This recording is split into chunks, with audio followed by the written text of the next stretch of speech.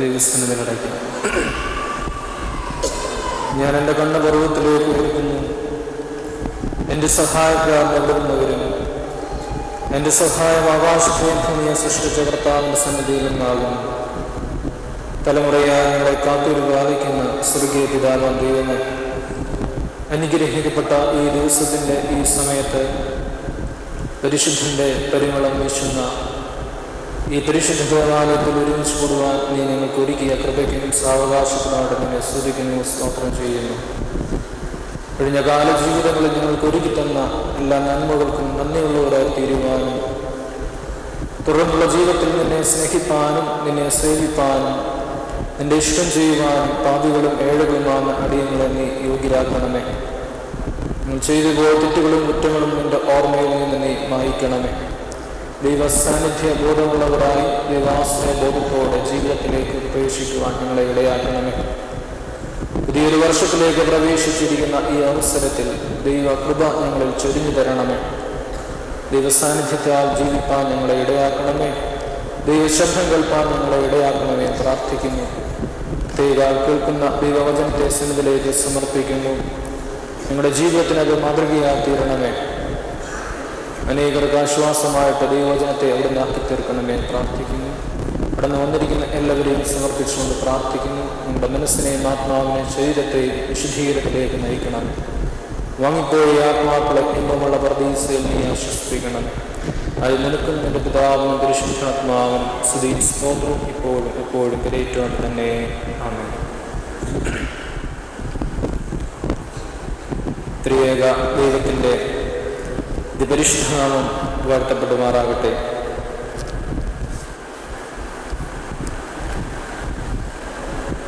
(2014) എന്ന് പറയുന്ന ഒരു വർഷത്തിലേക്ക് ദൈവം എന്നെയും നിങ്ങളെയും കൈപിടിച്ച് നടത്തിക്കൊണ്ടിരിക്കുകയാണ്. കഴിഞ്ഞ ഒരു വർഷക്കാലം ദൈവത്തിൻ്റെ പരിശുദ്ധാത്മാവിൻ്റെ ശക്തിയാൽ ദൈവം നമ്മെ വഴി നടത്തിയ ആ വൻ കൃപയെ ഓർത്ത് ദൈവത്തെ സ്തുതിപ്പാനും ദൈവസന്നിധിയിൽ നന്ദിയുള്ളവരായി തീരുവാനും ദൈവം തമ്പുരാൻ നമ്മെ ഇടയാക്കട്ടെ. പുതിയൊരു വർഷത്തിലേക്ക് പ്രവേശിച്ച് 10 ദിവസം മാത്രമേ ആയിട്ടുള്ളൂ. പുതിയ വർഷം തുടങ്ങുമ്പോൾ പുതിയ തീരുമാനങ്ങളും പുതിയ ഉത്തരവാദിത്തങ്ങളും ഏറ്റെടുക്കുവാൻ സന്നദ്ധരായി നിൽക്കുന്ന ഒരു ജനസമൂഹമാണ് നമുക്കുള്ളത്. എന്നാൽ വർഷത്തിൻ്റെ അവസാനം എത്തുമ്പോഴും എടുത്ത തീരുമാനങ്ങൾ പാതിവെച്ച് ഉപേക്ഷിക്കുന്ന ഒരു സമൂഹമായിട്ട് പലപ്പോഴും ഞാനും നിങ്ങളും മാറുന്നില്ലേ? തീരുമാനങ്ങൾ എടുക്കുമ്പോൾ അത് അവസാനം വരെ അത് നടത്തി തെളിയിക്കുവാൻ ദൈവം നമ്മെ ഇടയാക്കണം എന്നുള്ള പ്രാർത്ഥനയോടെ മാത്രമേ തീരുമാനങ്ങൾ നമ്മൾ എടുക്കാവൂ. ഈ 2014 വർഷം ദൈവത്തിൻ്റെ അളവറ്റ കൃപയും അനുഗ്രഹങ്ങളും നിങ്ങൾക്ക് ഏവർക്കും ദൈവം തമ്പുരാൻ നൽകട്ടെ എന്ന് ആമുഖമായി പ്രാർത്ഥിക്കുകയാണ്. ഇന്നത്തെ ധ്യാനത്തിനുള്ള പ്രധാന വേദഭാഗത്തിലേക്ക് കടക്കുന്നതിന് മുൻപ് അതുമായി ബന്ധപ്പെട്ട് ഒരു ചെറിയ വേദഭാഗം നിങ്ങളുടെ ഓർമ്മയിലേക്ക് ഒന്ന് കൊണ്ടുവരികയാണ്. കാരണം നമുക്ക് ആയിരിക്കുന്ന ഈ ദേവാലയം ചില അറിവുകളുടെ ദേവാലയമാണ്. എന്നാൽ ഈ അറിവിനെ തിരിച്ചറിവിലേക്ക് ദൈവം നടത്തേണ്ടതായിട്ടുള്ള ഒരവസ്ഥ നമുക്കുണ്ട്. ഈ തിരിച്ചറിവ് നമ്മിൽ വളർന്നാൽ മാത്രമേ നമ്മൾ കേൾക്കുന്ന ഈ വചനം കൊണ്ട് നമുക്ക് എന്തെങ്കിലും പ്രയോജനമുണ്ടാകും. അതുകൊണ്ടാണ് വേദപുസ്തകം വളരെ ശ്രദ്ധയോടുകൂടി പഴയ നിയമ പുസ്തകം 28-ാം അധ്യായം അതിൻ്റെ 15 മുതൽ 17 വരെയുള്ള വാക്യങ്ങൾ ഇങ്ങനെ വായിക്കുന്നുണ്ട്. ഇതാ, ഞാൻ നിന്നോട് കൂടെയുണ്ട്, നീ പോകുന്നിടത്തൊക്കെയും നിന്നെ ഞാൻ കാക്കും, ഈ രാജ്യത്തിലേക്ക് നിന്നെ ഞാൻ മടക്കി വരുത്തും, ഞാൻ നിന്നെ കൈവിടാതെ നിന്നോട് അരുളിച്ചെയ്തത് നിവൃത്തിയാകും. അപ്പോൾ യാക്കോബ് ഉറക്കമുണർന്നു. യഹോവ ഈ സ്ഥലത്ത് ഉണ്ട്, സത്യം, ഞാനോ അത് അറിഞ്ഞില്ല. അവൻ ഭയപ്പെട്ടു, ഈ സ്ഥലം എത്ര ഭയങ്കരം, ഇത് ദൈവത്തിന്റെ ആലയമല്ലാതെ മറ്റൊന്നല്ല, ഇത് സ്വർഗത്തിന്റെ വാതിൽ തന്നെ എന്ന് പറഞ്ഞു. പൂർവ്വിക പിതാവായ യാക്കോബിനോട് ദൈവം സ്വപ്നത്തിലൂടെ അരുളി ചെയ്യുന്ന ഒരു അരുളപ്പാടാണ് ഇപ്പോൾ വായിച്ചത്. ദൈവത്തിന്റെ ഒരു വലിയ സാന്നിധ്യം അനുഭവിച്ചറിഞ്ഞ യാക്കോബിന്റെ ഒരു പ്രതികരണമാണ് നമ്മളിപ്പോൾ കേട്ടത്. ഉറക്കമുണർന്നപ്പോൾ ഈ യാക്കോബ് ഭയപ്പെട്ടു എന്നാണ് പറഞ്ഞത്. എന്നിട്ട് പറഞ്ഞ വാക്കെന്താ? ഇത് ദൈവത്തിന്റെ ആലയമല്ലാതെ മറ്റൊന്നല്ല, ഇത് സ്വർഗത്തിന്റെ വാതിൽ എന്നാണ് പറഞ്ഞത്. ദൈവത്തിന്റെ ആലയവും സ്വർഗത്തിന്റെ വാതിലും. നമ്മൾ ഇവിടെ ഇരിക്കുന്നത് എവിടെയാണ്? ദൈവത്തിന്റെ ആലയവും സ്വർഗത്തിന്റെ വാതിലുമാണ്. അതാണ് ആദ്യം സൂചിപ്പിച്ചത്.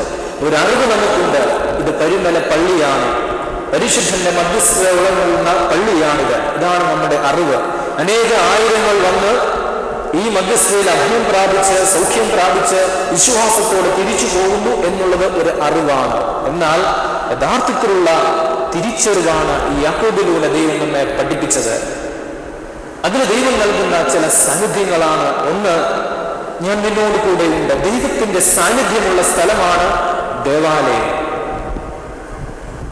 പിതാവ്, പുത്രൻ, പരിശുദ്ധാത്മാവ് എന്ന പരിശുദ്ധ തൃത്വത്തിന്റെ സാന്നിധ്യം ഉൾക്കൊള്ളുന്ന ഒരു പരിലസിക്കുന്ന ഒരു ആലയമാണ് ദൈവത്തിന്റെ ആലയം എന്ന് നമ്മൾ മനസ്സിലാക്കണം. അവിടെയാണ് ഞാനും നിങ്ങളും ഇരിക്കുന്നത്. ഇവിടെ മറ്റു സാന്നിധ്യമൊന്നുമില്ല. ഞാനെന്ന് പറയുന്ന വ്യക്തിയുടെ സാന്നിധ്യമില്ല, എൻ്റെ അയൽക്കാരന്റെ സാന്നിധ്യമില്ല. മറിച്ച് ദൈവത്തിന്റെ സാന്നിധ്യം കുടികൊള്ളുന്ന ഒരു ആലയത്തിലാണ് ഞാനും നിങ്ങളും ഇരിക്കുന്നത്. ഇത് തിരിച്ചറിവാണ്. പള്ളി എന്നല്ല, ദൈവാലയം എന്നാണ്. ദൈവത്തിന്റെ ആലയമാണ്. സാന്നിധ്യം ഉൾക്കൊള്ളുന്നിടത്താണ് ഞാനിന്ന് ഇരിക്കുന്നത്.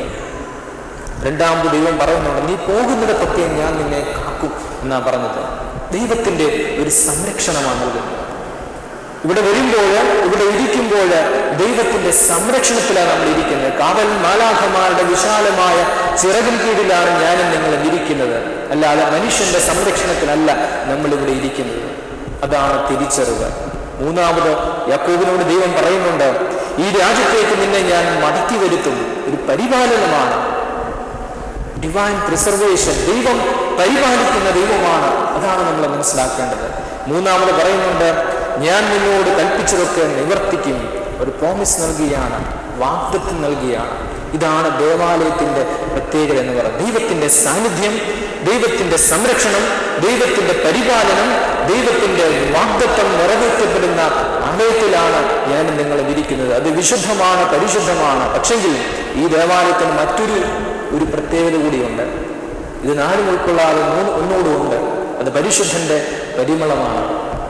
ഇവിടെ കബറടയിലിരിക്കുന്ന പരിശുദ്ധ പരിമള തിരുമേനിയുടെ പരിമളമാകുന്ന വാസന കൂടിയാണ് ഇവിടെ ഉൾക്കൊള്ളുന്നത്. അതുകൊണ്ട് ഈ ധ്യാനത്തിൽ സംബന്ധിക്കുമ്പോൾ ഈ ചിന്ത നമ്മുടെ ഉള്ളിലേക്ക് വരണം. വെറും ഒരു കെട്ടുപണി, കൽപ്പണികൾ കൊണ്ട് തീർത്ത ഒരു കെട്ടിടത്തിനുള്ളിലല്ല ഞാനും നിങ്ങൾ നിൽക്കുന്നത്. മറിച്ച് ദൈവ സാന്നിധ്യം ഉൾക്കൊള്ളുന്ന ആലയത്തിലാണ്, ദൈവം സംരക്ഷിക്കുന്ന ആലയത്തിലാണ്, ദൈവം പരിപാലിക്കുന്ന ആലയത്തിലാണ്, ദൈവം നൽകുന്ന വാഗ്ദത്തം നിറവേറ്റപ്പെടുന്ന ആലയത്തിലാണ്. ഉപരിയായി ഒരു പരിശുദ്ധന്റെ വിശുദ്ധിയുടെ പരിമളം വീശുന്ന ഒരാലയത്തിലാണ് ഞാനും നിൽക്കുന്നത്. അതുകൊണ്ട് ഇവിടെ നിന്ന് ലഭിക്കുന്നത്, ഇവിടെ നിന്ന് കേൾക്കുന്നത് നമ്മുടെ ഹൃദയതലത്തിൽ വീഴണം, അത് വളരണം, അത് അനേകർക്ക് മാതൃകയായിട്ട് മാറേണ്ട വലിയ അവസ്ഥയിലേക്ക് നമ്മൾ എത്തേണ്ടതാണ്. അല്പസമയത്തെ ധ്യാനത്തിനായിട്ട് ഇന്ന് തിരഞ്ഞെടുത്തിരിക്കുന്ന വിശുദ്ധ വേദഭാഗം പഴയ നിയമ പുസ്തകം തന്നെയാണ്. ഉൽപ്പത്തി പുസ്തകം 32-ാം അധ്യായം അതിൻ്റെ 24 മുതൽ ഉള്ള വാക്യങ്ങൾ. 32-ാം അധ്യായം 24 മുതൽ ഉള്ള വാക്യങ്ങൾ. ഇവിടെ ഇങ്ങനെ വായിക്കുന്നു, യാക്കോബ് തനിയെ ശേഷിച്ചു. അപ്പോൾ ഒരു പുരുഷൻ യശസ്സാകുവോളം അവനോട് മല്ലുപിടിച്ചു. അവനെ ജയിക്കുകയില്ല എന്ന് കണ്ടപ്പോൾ അവൻ അവന്റെ തുടയുടെ തടം തൊട്ടു. ആകയാൽ അവനോട് മല്ലുപിടിക്കുകയാൽ യാക്കോബിന്റെ തുടയുടെ തടം ഉളുക്കിപ്പോയി. എന്നെ വിടുക, ഉശസ്രുതിക്കുന്നുവല്ലോ എന്നവൻ പറഞ്ഞതിന്, നീ എന്നെ അനുഗ്രഹിച്ചതല്ലാതെ ഞാൻ നിന്നെ വിടുകയില്ല എന്നവൻ പറഞ്ഞു. നിന്റെ പേരെന്ത് എന്നവനോട് ചോദിച്ചു. യാക്കോബ് എന്നവൻ പറഞ്ഞു. നീ ദൈവത്തോടും മനുഷ്യരോടും മല്ലുപിടിച്ച് ജയിച്ചതുകൊണ്ട് നിന്റെ പേര് നീ യാക്കോബ് എന്നല്ല ഇസ്രായേൽ എന്ന് വിളിക്കപ്പെടും എന്ന് പറയുന്ന ശ്രേഷ്ഠമായ ഒരു വേദഭാഗമാണ്. വളരെ സുപരിചിതമായ ഒരു വേദഭാഗമാണ്. ഇതിൻ്റെ പശ്ചാത്തലമൊക്കെ നമുക്കറിയാം. യഹൂദ പാരമ്പര്യമനുസരിച്ച് അവരുടെ പിതാവാണ് മോശ. ന്യായപ്രമാണമൊക്കെ നൽകി ദൈവം വിശുദ്ധീകരിക്കപ്പെട്ട ഒരു വ്യക്തിയാണ് മോശ. അവരുടെ പാരമ്പര്യമനുസരിച്ച് മോശയ്ക്ക് മൃഗങ്ങളുടെ ഭാഷ മനസ്സിലാകും. എന്താണ് മൃഗങ്ങൾ സംസാരിക്കുന്നത്, അത് മനസ്സിലാക്കുവാനുള്ള ഒരു കഴിവ് ദൈവം മോശയ്ക്ക് നൽകിയിട്ടുണ്ട് എന്നാണ് അവരുടെ വിശ്വാസം. അങ്ങനെ ഇരിക്കുമ്പോൾ ഈ മൃഗങ്ങൾ പറയുന്ന ഭാഷ മനസ്സിലാക്കിയ മോശയോട് ഒരിക്കലും ഒരു കർഷകൻ ചെന്ന് ചോദിച്ചു, പിതാവേ മോശേ, എനിക്ക് ഈ വരം തരാമോ? ഈ മൃഗങ്ങൾ പറയുന്നത് എന്താണെന്ന് സംസാരിച്ചാൽ കേട്ടാൽ അത് മനസ്സിലാക്കുന്ന വരം എനിക്ക് കൂടി തരാമോ? മോശ ചോദിച്ചു, എന്തിനാണ് എനിക്ക് ഈ വരം? ദൈവം എനിക്ക് തന്ന വരമാണ്, അത് നല്ല കാര്യങ്ങൾ ചെയ്യാൻ വേണ്ടിയുള്ള വരമാണ്. നിനക്കെന്തിനാണ് ഈ വരം? അദ്ദേഹം പറഞ്ഞു, എനിക്ക് ആവശ്യമാണ്. കാരണം ഞാൻ മൃഗങ്ങളെ വളർത്തുന്ന ഒരു കർഷകനാണ്. എൻ്റെ വീട്ടിൽ ഒരുപാട് മൃഗങ്ങളുണ്ട്. അപ്പോൾ ആ മൃഗങ്ങൾ തമ്മിൽ എന്തൊക്കെയായി സംസാരിക്കുന്നത് എനിക്ക് മനസ്സിലാകുന്നില്ല. അതൊന്ന് കേൾക്കാൻ വേണ്ടിയാണ് ഞാൻ ചോദിക്കുന്നത്. അവസാനം നിർബന്ധം മൂലം മോശ പറഞ്ഞു, ശരി, നിനക്ക് ഈ വരം ഇരിക്കട്ടെ. മോശ ഈ വരം കർഷകന് നൽകി. സന്തോഷത്തോടെ കർഷകൻ വീട്ടിലേക്ക് പോയി. വരം എന്താണ്? മൃഗങ്ങൾ തമ്മിൽ പറയുന്നത് എന്താണെന്ന് കേട്ടാൽ മനസ്സിലാക്കുന്നില്ല. മനുഷ്യർ പറയുന്നത് നമുക്ക് മനസ്സിലാകാം, പക്ഷെ ഇന്ന് അതുപോലും പറ്റുന്നില്ല. മനുഷ്യരുടെ ഭാഷ പോലും നമുക്ക് മനസ്സിലാക്കാൻ പറ്റില്ല. എന്നാൽ മൃഗങ്ങളുടെ ഭാഷ ഈ കർഷകൻ കേട്ടപ്പോൾ മനസ്സിലായിരിക്കും. അദ്ദേഹം ചെന്നപ്പോൾ ആദ്യം അദ്ദേഹം കേട്ട ഒരു കാര്യമാണ്, അദ്ദേഹം വളർത്തുന്ന വീട്ടിലെ ഒരു കോഴിയുണ്ട്, ഒരു നായുണ്ട്. ഇതുങ്ങൾ തമ്മിൽ എന്തോ ഇങ്ങനെ സംസാരിക്കുകയാണ്. നായ ഇങ്ങനെ ഇട്ട് സംസാരിക്കുന്നു, കോഴി കൊക്കിക്കൊണ്ട് ഇങ്ങനെ എന്തൊക്കെയോ ഇങ്ങനെ സംസാരിക്കുന്നു. അദ്ദേഹം ചെവി വട്ടം പിടിച്ചപ്പോൾ മനസ്സിലായി, അദ്ദേഹത്തിന് വരം ദൈവം നൽകിയിട്ടുണ്ട്. എന്താ സംസാരിക്കുന്നത് കേൾക്കാനുള്ള വരം. ചെവി വട്ടം പിടിച്ചപ്പോൾ മനസ്സിലായി, നാളെ നമ്മുടെ വീട്ടിലെ കുതിര മരിച്ചു പോകും. അദ്ദേഹം, ഞാൻ ആദ്യം പറഞ്ഞു, കർഷകനാണ്, മൃഗങ്ങളെ വളർത്തുന്ന കർഷകനാണ്. നാളെ നമ്മുടെ വീട്ടിലെ കുതിര മരിച്ചു പോകും. കർഷകന് വിഷമമായി.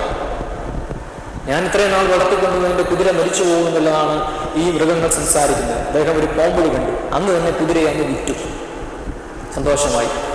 പിറ്റേ ദിവസവും ഇദ്ദേഹം ഈ മൃഗങ്ങൾ തമ്മിൽ ഇങ്ങനെ സംസാരിക്കുന്നത് കേട്ടു. ചെവി വട്ടം പിടിച്ചപ്പോൾ വീണ്ടും മനസ്സിലായി, നാളെ നമ്മുടെ വീട്ടിലെ കഴുത മരിച്ചു പോകും. അദ്ദേഹം അന്ന് തന്നെ കഴുതയെ അങ്ങ് വിറ്റു. മൂന്നാം ദിവസം ഇദ്ദേഹം ചെവി ഇങ്ങനെ വട്ടം പിടിച്ചപ്പോഴാണ് അദ്ദേഹത്തിൻ്റെ ചങ്ക് തകർന്നു പോയ ഒരു വാക്യം കേട്ടത്. നമ്മളൊക്കെ മരിക്കാതെ മരിക്കുന്ന ഒരവസ്ഥയുണ്ട്. എപ്പോഴാണെന്നറിയാവോ? എന്ന് നമ്മൾ മരിക്കും എന്ന് കേൾക്കുന്ന ആ ഒരു അവസ്ഥ വെക്കുമ്പോൾ നമ്മൾ അവിടെ തന്നെ വീണ് മരിച്ചു പോകും. ഇദ്ദേഹം കേട്ടത് ഇത് തന്നെയാണ്.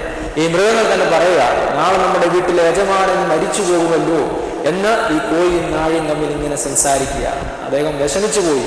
ഇത് ഞാൻ കേട്ടല്ലോ, ഇനി എങ്ങനെ ഞാൻ ജീവിക്കും? ഓടി മോശയുടെ അടുക്കിലേക്ക് ഓടി, പിതാവിന്റെ അടുക്കിലേക്ക് പോയി. പിതാവെ, ഞാനിങ്ങനെ കേൾക്കുന്നു, ഈ മൃഗങ്ങൾ പറയുന്നത് സത്യമായി പോകുമല്ലോ, ഞാൻ നാളെ മരിക്കും, എന്താ ചെയ്യേണ്ടത്? മോശ പറഞ്ഞു, ഞാൻ അപ്പോഴേ പറഞ്ഞു, നിനക്ക് ഈ വരത്തിന്റെ ആവശ്യമില്ല. എന്തിനാ നീ ഈ വരം കൊണ്ടുപോയത്? നീ മരിക്കുന്ന ദിവസത്തിൽ നീ അങ്ങ് മരിച്ചപ്പോൾ എന്തിനാ നേരത്തെ നീ അറിഞ്ഞത്? ഈ വരം കിട്ടിയതുകൊണ്ടല്ലോ നീ മരിക്കുന്നത് അറിഞ്ഞെന്ന് ചോദിച്ചപ്പോൾ അദ്ദേഹം വിഷമത്തോടൊക്കെ പറഞ്ഞു, പറ്റിപ്പോയി പിതാവെ, പറ്റിപ്പോയി. ഇനി എന്താ ഞാൻ ചെയ്യേണ്ടത്? മോശ പറഞ്ഞു, ഒറ്റ പോംവഴിയേ ഉള്ളൂ. നാളെ നീ മരിക്കാതിരിക്കണമെങ്കിൽ ഒരേ ഒരു പോംവഴിയേ ഉള്ളൂ. എന്താണത്? എളുപ്പം പറയാൻ പറഞ്ഞു. മോശ പറഞ്ഞ ഈ ഒരു വാക്യം, ഈ വാക്യത്തിലൂടെ വേണം നമ്മുടെ ഇന്നത്തെ ഈ ധ്യാനം മുന്നോട്ട് പോകുവാനായിട്ട്. മോശ പറഞ്ഞ വാക്യം ഇതാണ്, ഡൈ ബിഫോർ യു ഡൈ. മരിക്കുന്നതിന് മുമ്പ് നീ മരിക്കണമെന്നാണ് മോശയോട് പറഞ്ഞത്. നാളെ നീ മരിക്കും, പക്ഷെങ്കിൽ അതിനു മുമ്പ് നീ ഇന്ന് മരിക്കണം. അപ്പൊ നാളെ മരിക്കുമോ? ഇല്ല. ഇന്ന് മരിച്ചാൽ നാളെ മരിക്കത്തില്ല. ഇതാണ് മോശ പറഞ്ഞ പോംവഴി. നമ്മുടെയൊക്കെ ആത്മീയ ജീവിതത്തിലേക്ക് വെളിച്ചം വീശുന്ന ഒരു വാക്യമാണിത്. മരിക്കുന്നതിന് മുമ്പുള്ള മരണം. ഒരു ക്രിസ്ത്യാനിക്ക് 3 തരത്തിലുള്ള മരണമുണ്ടെന്ന വേദപുസ്തകം പഠിപ്പിക്കുന്നത്. ഒന്ന് ശാരീരിക മരണം. നമ്മുടെ ഈ കാണുന്ന ഈ ശരീരം മരിച്ച് മണ്ണിനോട് ചേരും, ആത്മാവ് സ്വർഗത്തിലേക്ക് പോകും. അതാണ് ശാരീരിക മരണം എന്ന് പറയുന്നത്. രണ്ടാമത്തെ ഒരു മരണമുണ്ട്, ആത്മീയ മരണം. നമുക്ക് വളരെ വ്യക്തമായിട്ടറിയാം ഈ ആത്മീയ മരണം എന്താണ്. ഒരു ഉപമയിലൂടെ ദൈവം പഠിപ്പിച്ചിട്ടുണ്ട്. ഏതാണെന്നറിയാമോ? ധൂർത്തപുത്രന്റെ ഉപമ. അറിയാമല്ലോ. പിതാവിൽ നിന്ന് അകന്നു പോയ മനുഷ്യൻ, പാപം ചെയ്തു പോയ മനുഷ്യൻ മരിച്ചു. ഇവൻ മരിച്ചവനായത് തിരിച്ചു വന്നെന്ന് പിതാവ് പറഞ്ഞപ്പോൾ അതാണ് ആത്മീയ മരണം. അകൃത്യത്താലും പാപത്താലുമുള്ള മരണം. ഇത് ആത്മീയ മരണം, രണ്ടാമത്തെ മരണം. ഇനി മൂന്നാമത്തെ ഒരു മരണമുണ്ട്. അതെന്നറിയാമോ? ഇതിന്റെ പേര് രണ്ടാം മരണമെന്ന വേദപുസ്തകത്തിൽ കൊടുത്തേക്ക്, വെളിപാട് പുസ്തകത്തിൽ പറഞ്ഞിട്ടുള്ളത്. അന്ത്യന്യായവിധിയിൽ നിത്യമായ ദണ്ഡനത്തിലേക്ക് ഞാനും നിങ്ങളും ചെന്ന് വീഴുന്ന ഒരവസ്ഥ. ഇതാ രണ്ടാം മരണം. പാപം ചെയ്തവനെ നിത്യദണ്ഡനത്തിലേക്ക് ദൈവം തള്ളിവിടുകയാണ്, അല്ലാത്തവനെ ദൈവം രക്ഷിക്കുക. ഈ 3 മരണങ്ങൾ നമുക്ക് ഈ സംഭവിക്കാനുണ്ട്. എന്നാൽ നമുക്ക് സംഭവിക്കാതിരിക്കാൻ പറ്റുന്ന മരണമാണ് ഈ ആത്മീയ മരണം എന്ന് പറയുന്നത്. പാപം ചെയ്താലേ നമ്മൾ മരിക്കത്തുള്ളൂ. പാപം ചെയ്തില്ലെങ്കിൽ നമ്മൾ ഈ ആത്മീയ മരണം നമുക്കില്ല. പക്ഷെ മറ്റേ രണ്ടും സുനിശ്ചിതമാണ്. കാരണം ദൈവം വേർതിരിക്കപ്പെടുന്ന അവസ്ഥയാണ് രണ്ടാം മരണം.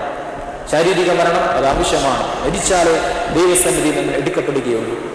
ഇങ്ങനെ മരണത്തിന് മുൻപുള്ള ഒരു വലിയ മരണത്തിന്റെ അവസ്ഥ എനിക്കും നിങ്ങൾക്കും വരണമെന്ന് നമ്മളൊന്ന് പ്രാർത്ഥിച്ച്. ഏതാണെന്നറിയാമോ ആ മരണം? പഴയ മനുഷ്യന്റെ മരണം. പഴയ മനുഷ്യന്റെ മരണം അത് ആവശ്യമാണ് നമുക്ക്. നാളെ രണ്ടാം മരണത്തിൽ നിന്ന് രക്ഷപ്പെടണമെങ്കിൽ പഴയ മനുഷ്യനാകുന്ന ഞാനും നിങ്ങളും ഇന്ന് ഇവിടെ മരിക്കണം.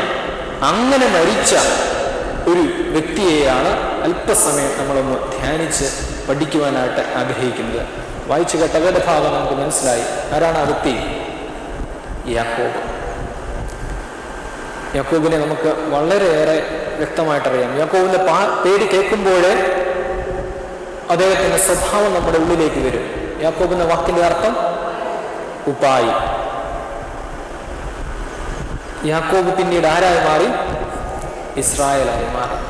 രണ്ട് പേരായി ഞാൻ അവിടെ നൽകുന്നത്. ഒന്ന് യാക്കോബും ഒന്ന് ഇസ്രായേലും. ഈ യാക്കോബിനും ഇസ്രായേലിനും ഇടയിൽ നടന്ന ഒരു ആത്മീയ സംഭവമുണ്ട്.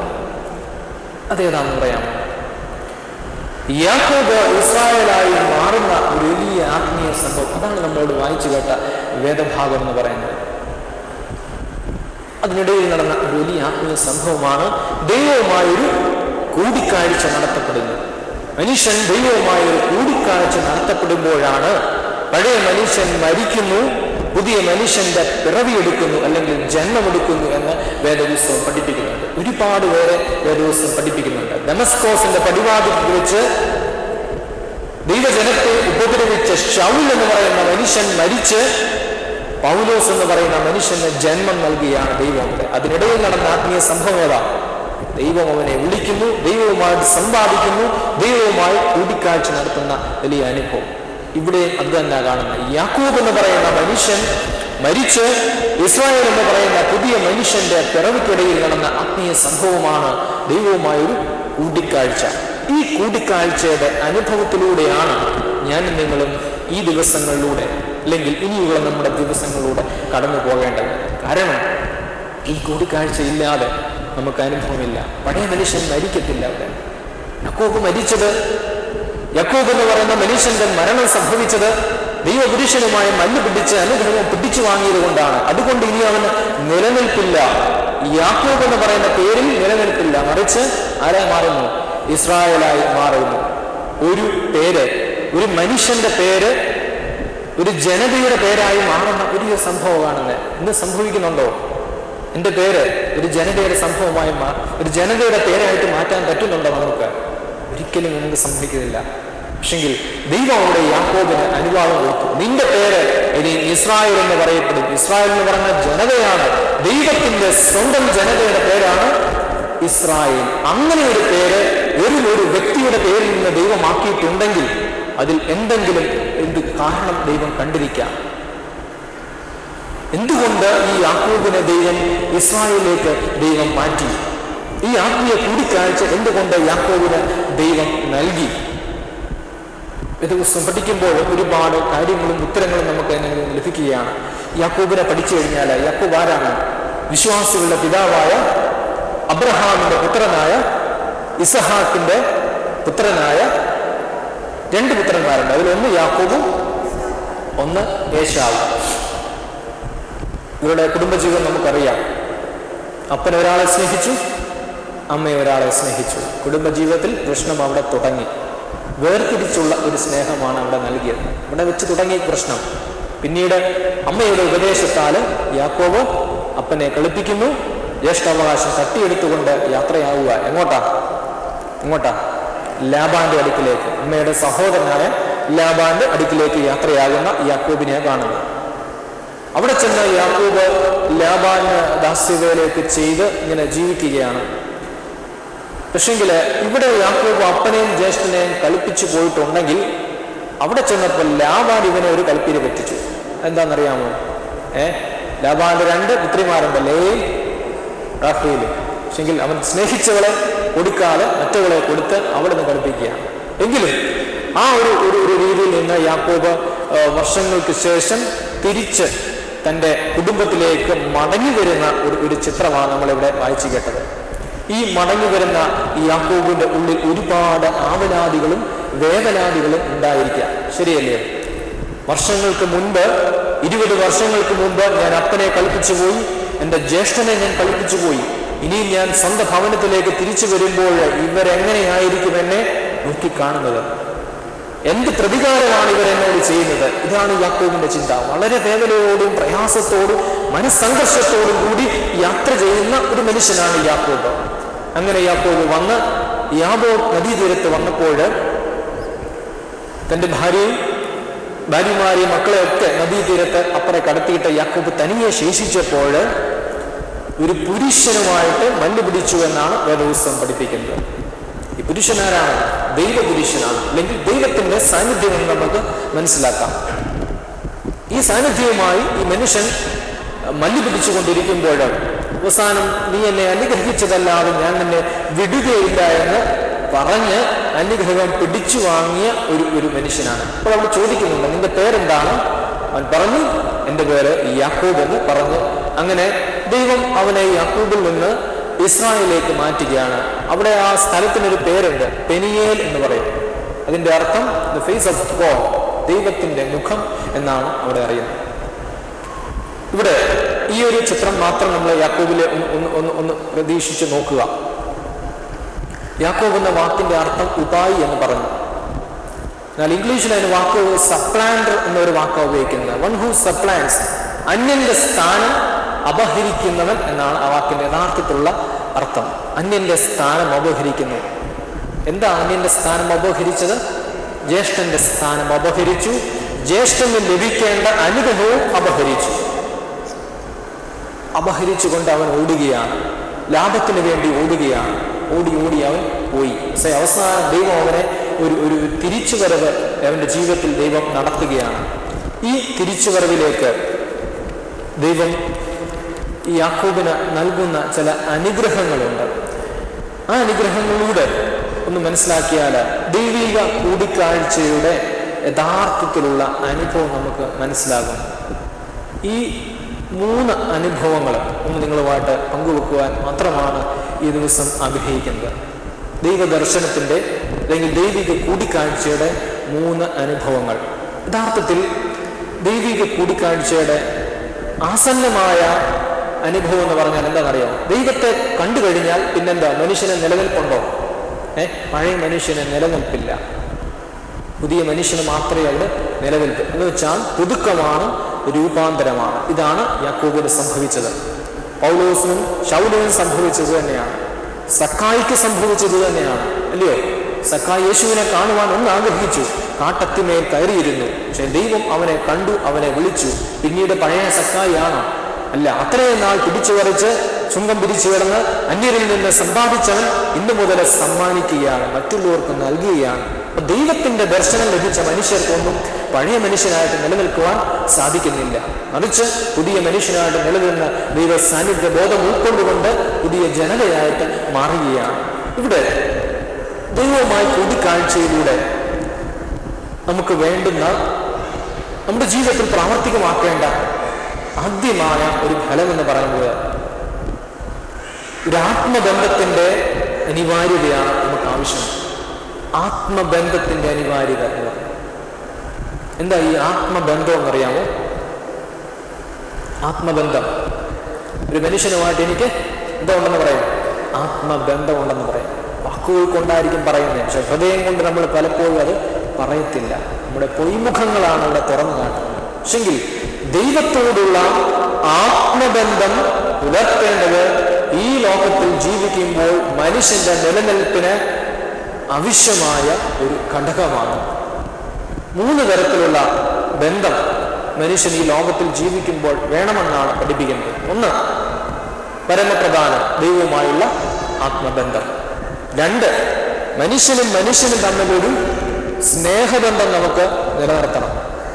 3, പ്രകൃതിയുമായൊരു സൗഹൃദ ബന്ധം നമുക്ക് നിലനിർത്തണം. ഈ 3 ബന്ധങ്ങൾ വളരെ അത്യാവശ്യമാണ്. ഈ 3 ബന്ധങ്ങൾ എവിടെയെങ്കിലും വെച്ച് നമ്മളൊന്ന് വേർപെടുത്തി നോക്കിക്കേ, എന്താ സംഭവിക്കുന്നത്? ദൈവവുമായി ആത്മബന്ധം നമ്മളൊന്ന് വേർപെടുത്തിക്കേ. പ്രാർത്ഥനയില്ല, ഉപവാസമില്ല, പള്ളിയിൽ പോകുന്നില്ല. നമ്മുടെ ഇഷ്ടത്തിനനുസരിച്ച് മനുഷ്യൻ ജീവിക്കുമ്പോൾ ജീവിക്കും, കുറെ നാൾ ജീവിക്കും. പക്ഷെങ്കിൽ അവിടെ തുടങ്ങും മനുഷ്യന്റെ തകർച്ച. ദൈവവുമായുള്ള ബന്ധം നമ്മൾ വേർപെടുത്തിയാൽ മനുഷ്യന്റെ തകർച്ച അവിടെയാണ് കാണുന്നത്.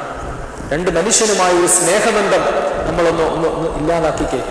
ആരെയും സ്നേഹിക്കാതെ അവൻ്റെ ഇഷ്ടത്തിനനുസരിച്ച് ജീവിച്ചാൽ എന്താ സംഭവിക്കുന്നത്? സ്നേഹമില്ല എന്ന് പറയുന്ന ദൈവത്തിന്റെ, സ്നേഹം നൽകുന്ന ദൈവത്തിന്റെ ആ ഒരു പ്രവൃത്തി മനസ്സ് നമ്മിൽ നിന്ന് അകലുകയാണ്. അവിടെയാണ് യുദ്ധങ്ങൾ ഉണ്ടാകുന്നത്, പരസ്പരമുള്ള വൈരാഗ്യം ഉണ്ടാകുന്നത്, കോപമുണ്ടാകുന്നത്, സ്നേഹബന്ധം വിച്ഛേദിക്കപ്പെടുമ്പോൾ. 3, പ്രകൃതിയുമായൊരു എന്ത് ബന്ധമാണ് വേണ്ടത്? നമുക്ക് സൗഹൃദ ബന്ധം. പ്രകൃതിയെ സ്നേഹിക്കുക, സുഹൃത്തായിട്ട്, സഹൃദയനായിട്ട് പ്രകൃതിയെ സ്നേഹിക്കുക. ആ സ്നേഹമില്ലാത്തത് കൊണ്ടാണ് ഇന്ന് സംഭവിക്കുന്നത്. എന്താണെന്നോ? പ്രകൃതി ദുരന്തങ്ങളെ സംഭവിക്കുന്നു. പ്രകൃതിയെ മനുഷ്യൻ ചൂഷണം ചെയ്യുക. സ്നേഹത്തോടെ പരിപാലിപ്പിക്കേണ്ടത് പ്രകൃതിയെ ചൂഷണം ചെയ്യുമ്പോഴാണ് പുതിയ നിയമങ്ങളൊക്കെ വരുന്നത്. സൂര്യരംഗ നിയമങ്ങളൊക്കെ വന്നത് പ്രകൃതിയെ മനുഷ്യൻ ചൂഷണം ചെയ്തുകൊണ്ടാകാം എന്നാണ് ഞാൻ മനസ്സിലാക്കുന്നത്. എന്നാൽ പ്രകൃതിയെ ഒരു സ്നേഹത്തോടെ സുഹൃത്തായിട്ട് മനുഷ്യൻ കണ്ടിരുന്ന് അതിനെ പരിപാലിച്ചിരുന്നെങ്കിൽ ഇങ്ങനെയുള്ള നിയമങ്ങളൊന്നും വരികയില്ലായിരുന്നു. പക്ഷേ ഇവിടെ നമുക്കുണ്ടാകേണ്ടത് സ്നേഹത്തോടെയും സൗഹൃദത്തോടെയും പ്രകൃതിയെ സ്നേഹിക്കുന്ന ഒരു ബന്ധമാണ്. ഈ 3 ബന്ധങ്ങൾ നമുക്ക് അനിവാര്യതയാണ്. ഇതിൽ ഏറ്റവും പരമപ്രധാനം ഏതാണ്? ദൈവവുമായി ഒരു ആത്മബന്ധം സ്ഥാപിച്ചെടുക്കുക. പഴയ നിയമത്തിലേക്ക് പോയി കഴിഞ്ഞാൽ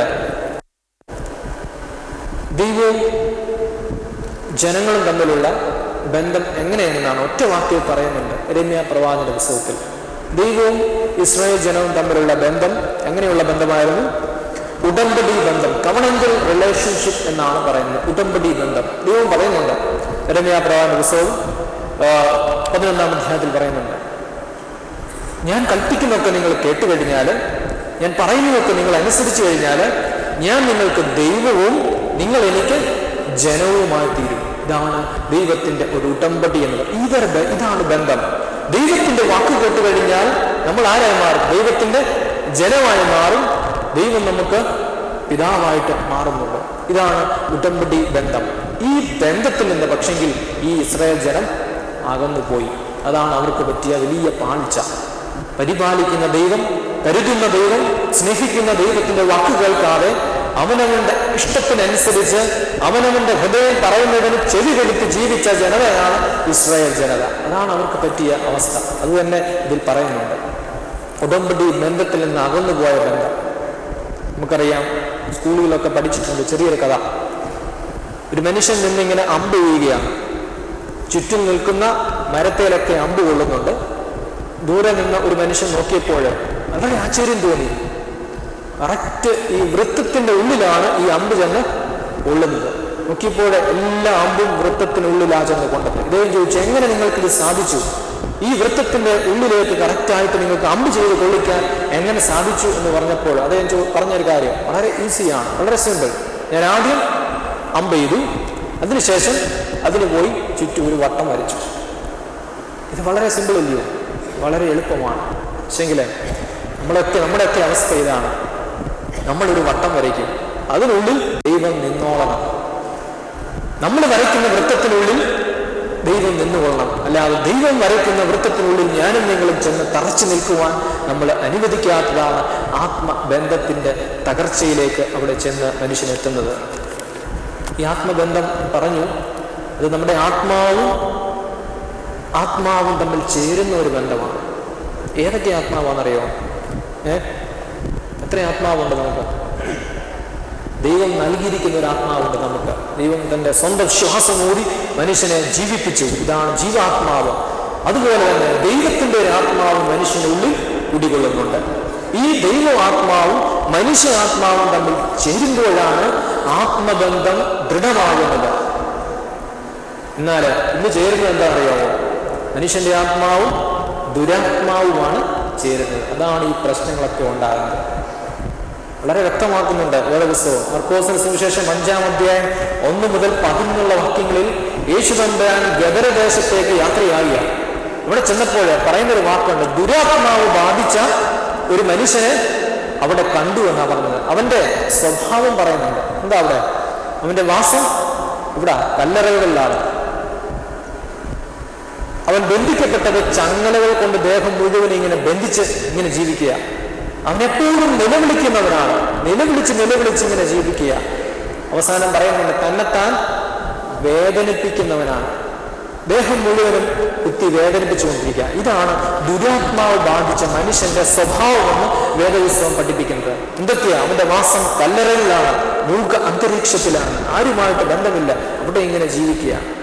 ചങ്ങല കൊണ്ട് ബന്ധിക്കപ്പെട്ട് ജീവിക്കുന്ന മനുഷ്യൻ, എപ്പോഴും നിലവിളിക്കുക, ഒരർത്ഥവുമില്ലാതെ ഇങ്ങനെ വായിട്ട് നിലവിളിച്ച് ജീവിക്കുന്ന മനുഷ്യൻ, അവസാനം തന്നെത്താൻ ശരീരത്തെ വേദനിപ്പിച്ച് ജീവിക്കുന്നു. ഇതാണ് ദുരാത്മാവിന്റെ അവസ്ഥ. ഈ ദുരാത്മാവും ദൈവാത്മാവും ചേർന്നതുകൊണ്ടാണ് ഈ പ്രശ്നമുണ്ടായത്.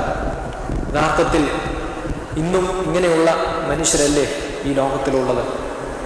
ദുരാത്മാവ് ബാധിച്ച മനുഷ്യന്റെ ഒരു ലോകമല്ലേ നമ്മൾ ഇന്ന് കണ്ടുകൊണ്ടിരിക്കുന്നത്? നമുക്കറിയാം, കഴിഞ്ഞ വർഷത്തെ നമ്മുടെ രാജ്യത്തെ ഞെട്ടിച്ച ഒരു സംഭവമുണ്ട്. ഡൽഹിയിലെ ഒരു പെൺകുട്ടിയെ യാത്രാ ബസ്സുകളിൽ വെച്ച് പീഡിപ്പിച്ച ഒരു വലിയ സംഭവം.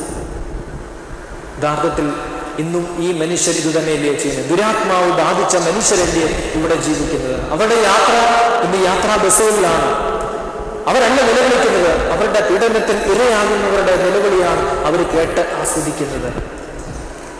മറ്റുള്ളവരെ വേദനിപ്പിക്കുന്ന ദുരാത്മാവ് ബാധിച്ച മനുഷ്യന്റെ ഈ ജീവിതത്തിൽ നിന്ന് മനുഷ്യനെ വേർപെടുത്തുന്ന വലിയ ആത്മീയ സംഭവങ്ങൾ ഈ ലോകത്തിൽ ഉണ്ട്. പക്ഷെങ്കിൽ ദൈവം നമ്മെ പഠിപ്പിക്കുന്നു, ഞാനും നിങ്ങളുമായുള്ള ആത്മീയ ബന്ധത്തിൽ നിലനിൽക്കുക. ഈ നിലനിൽപ്പാണ് നമുക്ക് ആവശ്യമുള്ളത് പഠിപ്പിക്കുകയാണ്. എന്തുകൊണ്ടാണ് മനുഷ്യൻ ഇങ്ങനെ ഈ ക്രൂരതകൾ അല്ലെങ്കിൽ ദൈവത്തിൽ നിന്ന് അകന്നു പോകുന്ന കാര്യങ്ങൾ ചെയ്യുന്നതെന്ന് നിനവയിലെ രാജാവ് പഠിപ്പിക്കുന്നുണ്ട്.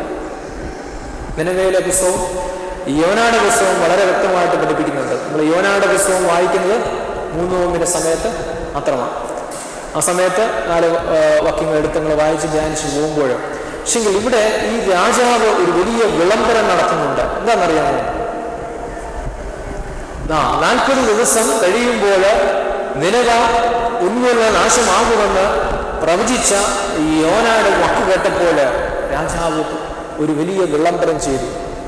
ഒരു കുഞ്ഞുപോലും എല്ലാവരും വെട്ടിയെടുത്ത് വെണ്ണീരിലിരുന്ന് നിങ്ങൾ ഉപവസിക്കണം. അതിനുശേഷം രാജാവ് പറഞ്ഞ 2 വാക്കുണ്ട്. എന്താണെന്നറിയാമോ? ആരും ഒന്നും ആസ്വദിക്കരുത്, അവനവൻ അവന്റെ സാഹസം വിട്ട് ഒഴിയുക. 2 വാക്യങ്ങൾ അതിനകത്ത് എടുക്കുക. ആസ്വാദനവും സാഹസവും. മനുഷ്യനെ ധരിക്കുന്ന 2 കാര്യങ്ങളാണ്: അമിതമായ ആസ്വാദനവും അമിതമായ സാഹസവും. ഈ സാഹസം കാണിക്കുവാൻ വേണ്ടിയാണ് മനുഷ്യൻ ക്രൂരത ചെയ്ത് കൂട്ടുന്നത്. അമിത ആസ്വാദനത്തിന് വേണ്ടിയാണ് ഇന്ന് ഈ പീഡനങ്ങൾ ഈ ലോകത്തിൽ ഉണ്ടാകുന്നത്. പക്ഷെങ്കിൽ ഈ അമിത ആസ്വാദനവും ഈ അമിതമായ സാഹസവും മനുഷ്യനല്ലാതാക്കി, ക്രൂരനാക്കി, ദുരാത്മാവ് ബാധിച്ച മനുഷ്യനാക്കി മാറ്റുന്നു എന്നാണ് ഈ ലോകം ഇന്ന് പഠിപ്പിച്ചുകൊണ്ടിരിക്കുന്നത്. ഇത് തന്നെയാണ് ലോകവും പഠിപ്പിക്കുന്നത്. എന്തും അമിതമായാൽ അതെന്താ? അധികമായാൽ അമൃതും വിഷം എന്ന് ഹിന്ദു മതം പഠിപ്പിക്കുമ്പോൾ ലോകം പഠിപ്പിക്കുന്ന കാര്യമുണ്ട്. വെള്ളം ആവശ്യമാണ് നമുക്ക്. വെള്ളപ്പൊക്കം ആവശ്യമാണോ? വെള്ളപ്പൊക്കം നാശമാണ്, അമിതമാണ്.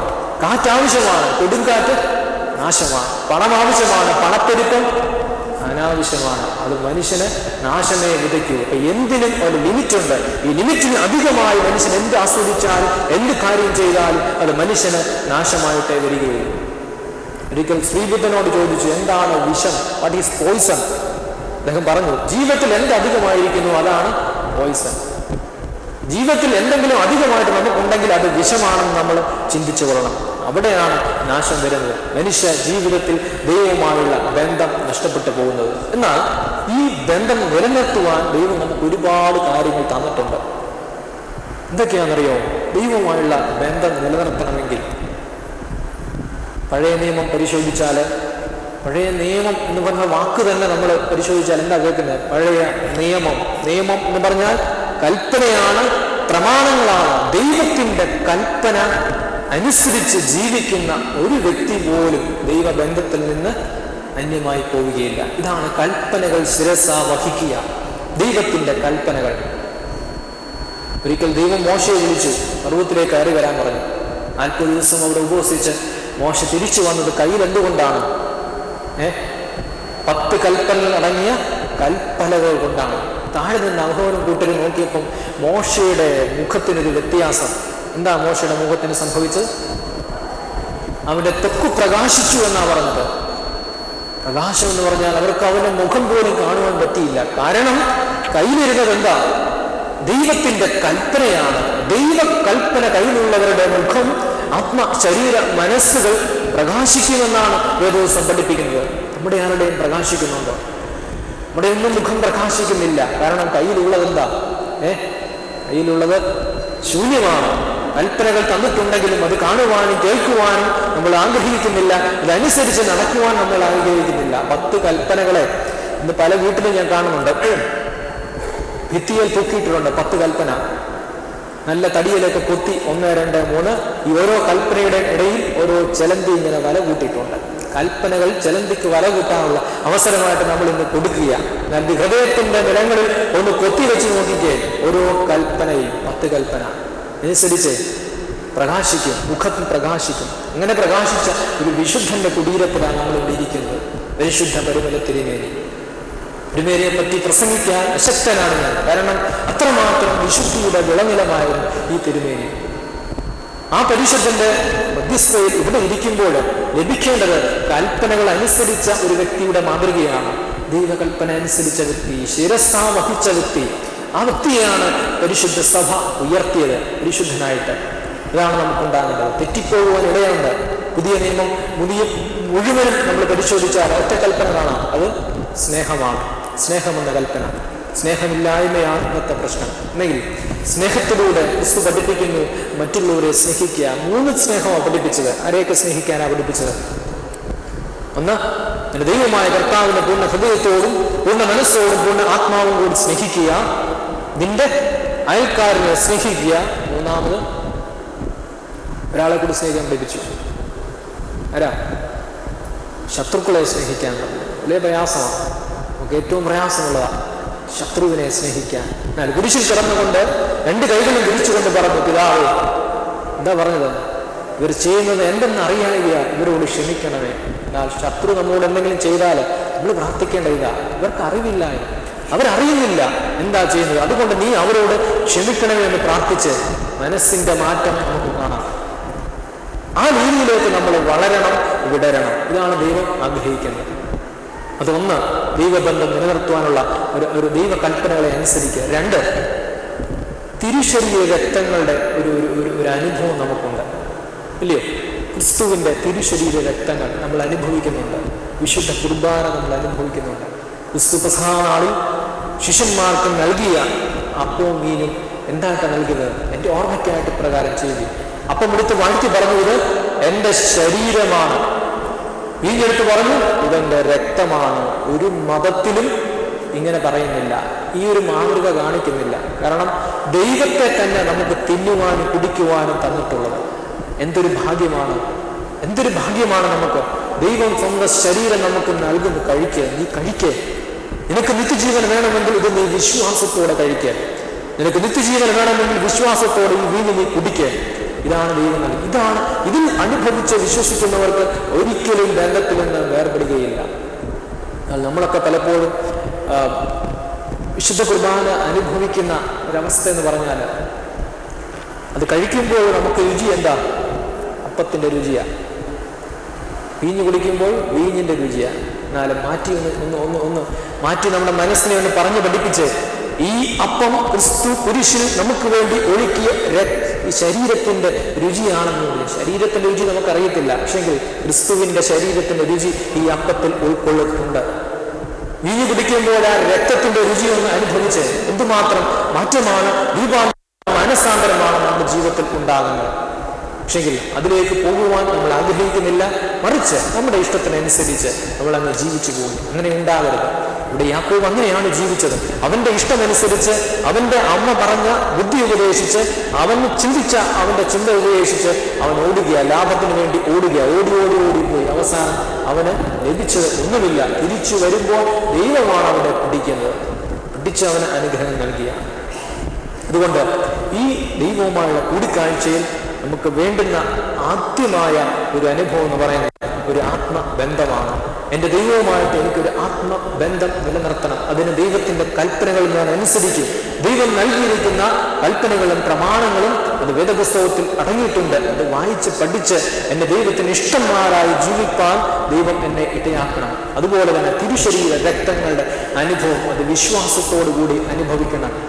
അവിശ്വാസത്തോടുകൂടി ഒരിക്കലും അനുഭവിക്കാതെ ദൈവം നൽകിയിരിക്കുന്ന ഈ അനുഭവത്തെ അനുഭവിച്ച് ജീവിതത്തിൽ ഈ ബന്ധം നിലനിർത്തുവാൻ ദൈവം നമ്മെ ഇടയാക്കട്ടെ എന്ന് അമുഖമായി പ്രാർത്ഥിക്കുന്നു. രണ്ടാമത്, ഈ യാക്കോബിന് ദൈവം നൽകിയ ഈ കൂടിക്കാഴ്ചയിലൂടെ ലഭിക്കുന്ന മറ്റൊരു ആത്മീയ അവസ്ഥ, നമുക്ക് ലഭിക്കേണ്ട ഒരു ആത്മീയ അവസ്ഥ എന്ന് പറയുന്നത് ആത്മജ്ഞാനത്തിൻ്റെ ഒരു ആവശ്യകതയാണ് ഇവിടെ വളരെ വ്യക്തമാക്കുന്നത്. ആദ്യം പറഞ്ഞു ആത്മബന്ധം എന്നത്, ദൈവവുമായുള്ള ആത്മബന്ധം. രണ്ടാമത് ആത്മജ്ഞാനം എന്നാണ് പറഞ്ഞത്. എന്താ ഈ ആത്മജ്ഞാനം എന്ന വാക്കിന്റെ അർത്ഥം? സെൽഫ് നോളജ് എന്ന് പറയുന്നത് ആത്മജ്ഞാനം, അല്ലെങ്കിൽ ആത്മബോധം എന്ന് പറയും. ബോധം എന്ന് പറഞ്ഞാൽ ഉള്ളിലുള്ള ജാഗ്രതയാണ്, ശരിയല്ലേ? ഉള്ളിലുള്ള ജാഗ്രത. സിദ്ധാർത്ഥനിൽ നിന്ന് ബുദ്ധനിലേക്കുള്ള ഒരു യാത്ര, അത് നമ്മൾ ചിന്തിച്ചേ. ബുദ്ധനെ നമുക്കറിയാം, ശ്രീബുദ്ധനെ അറിയാം, ബുദ്ധിസത്തിന്റെ സൃഷ്ടാവാണ്. സിദ്ധാർത്ഥൻ എന്നാണ് അദ്ദേഹത്തിന്റെ പേര്. അദ്ദേഹം ഇങ്ങനെ അലഞ്ഞു തിരിഞ്ഞ് ബോധത്തിന് വേണ്ടി, ജ്ഞാനത്തിന് വേണ്ടി അലഞ്ഞിരിഞ്ഞപ്പോൾ അവസാനം അദ്ദേഹത്തിന് ലഭിച്ചപ്പോൾ അദ്ദേഹം പറഞ്ഞു, ഞാൻ ബുദ്ധനാണ്. ഇതാണ് സിദ്ധാർത്ഥനിൽ നിന്ന് ബുദ്ധനിലേക്കുള്ള യാത്ര. ഇതാണ് ആത്മജ്ഞാനം. ഞാൻ ആരാണ് എന്ന് ഒരു യഥാർത്ഥ അറിവ് അല്ലെങ്കിൽ തിരിച്ചറിവ്, ഇതാണ് നമുക്ക് ലഭിക്കേണ്ടത്. ദൈവവുമായുള്ള കൂടിക്കാഴ്ച നമുക്ക് ലഭിക്കണം.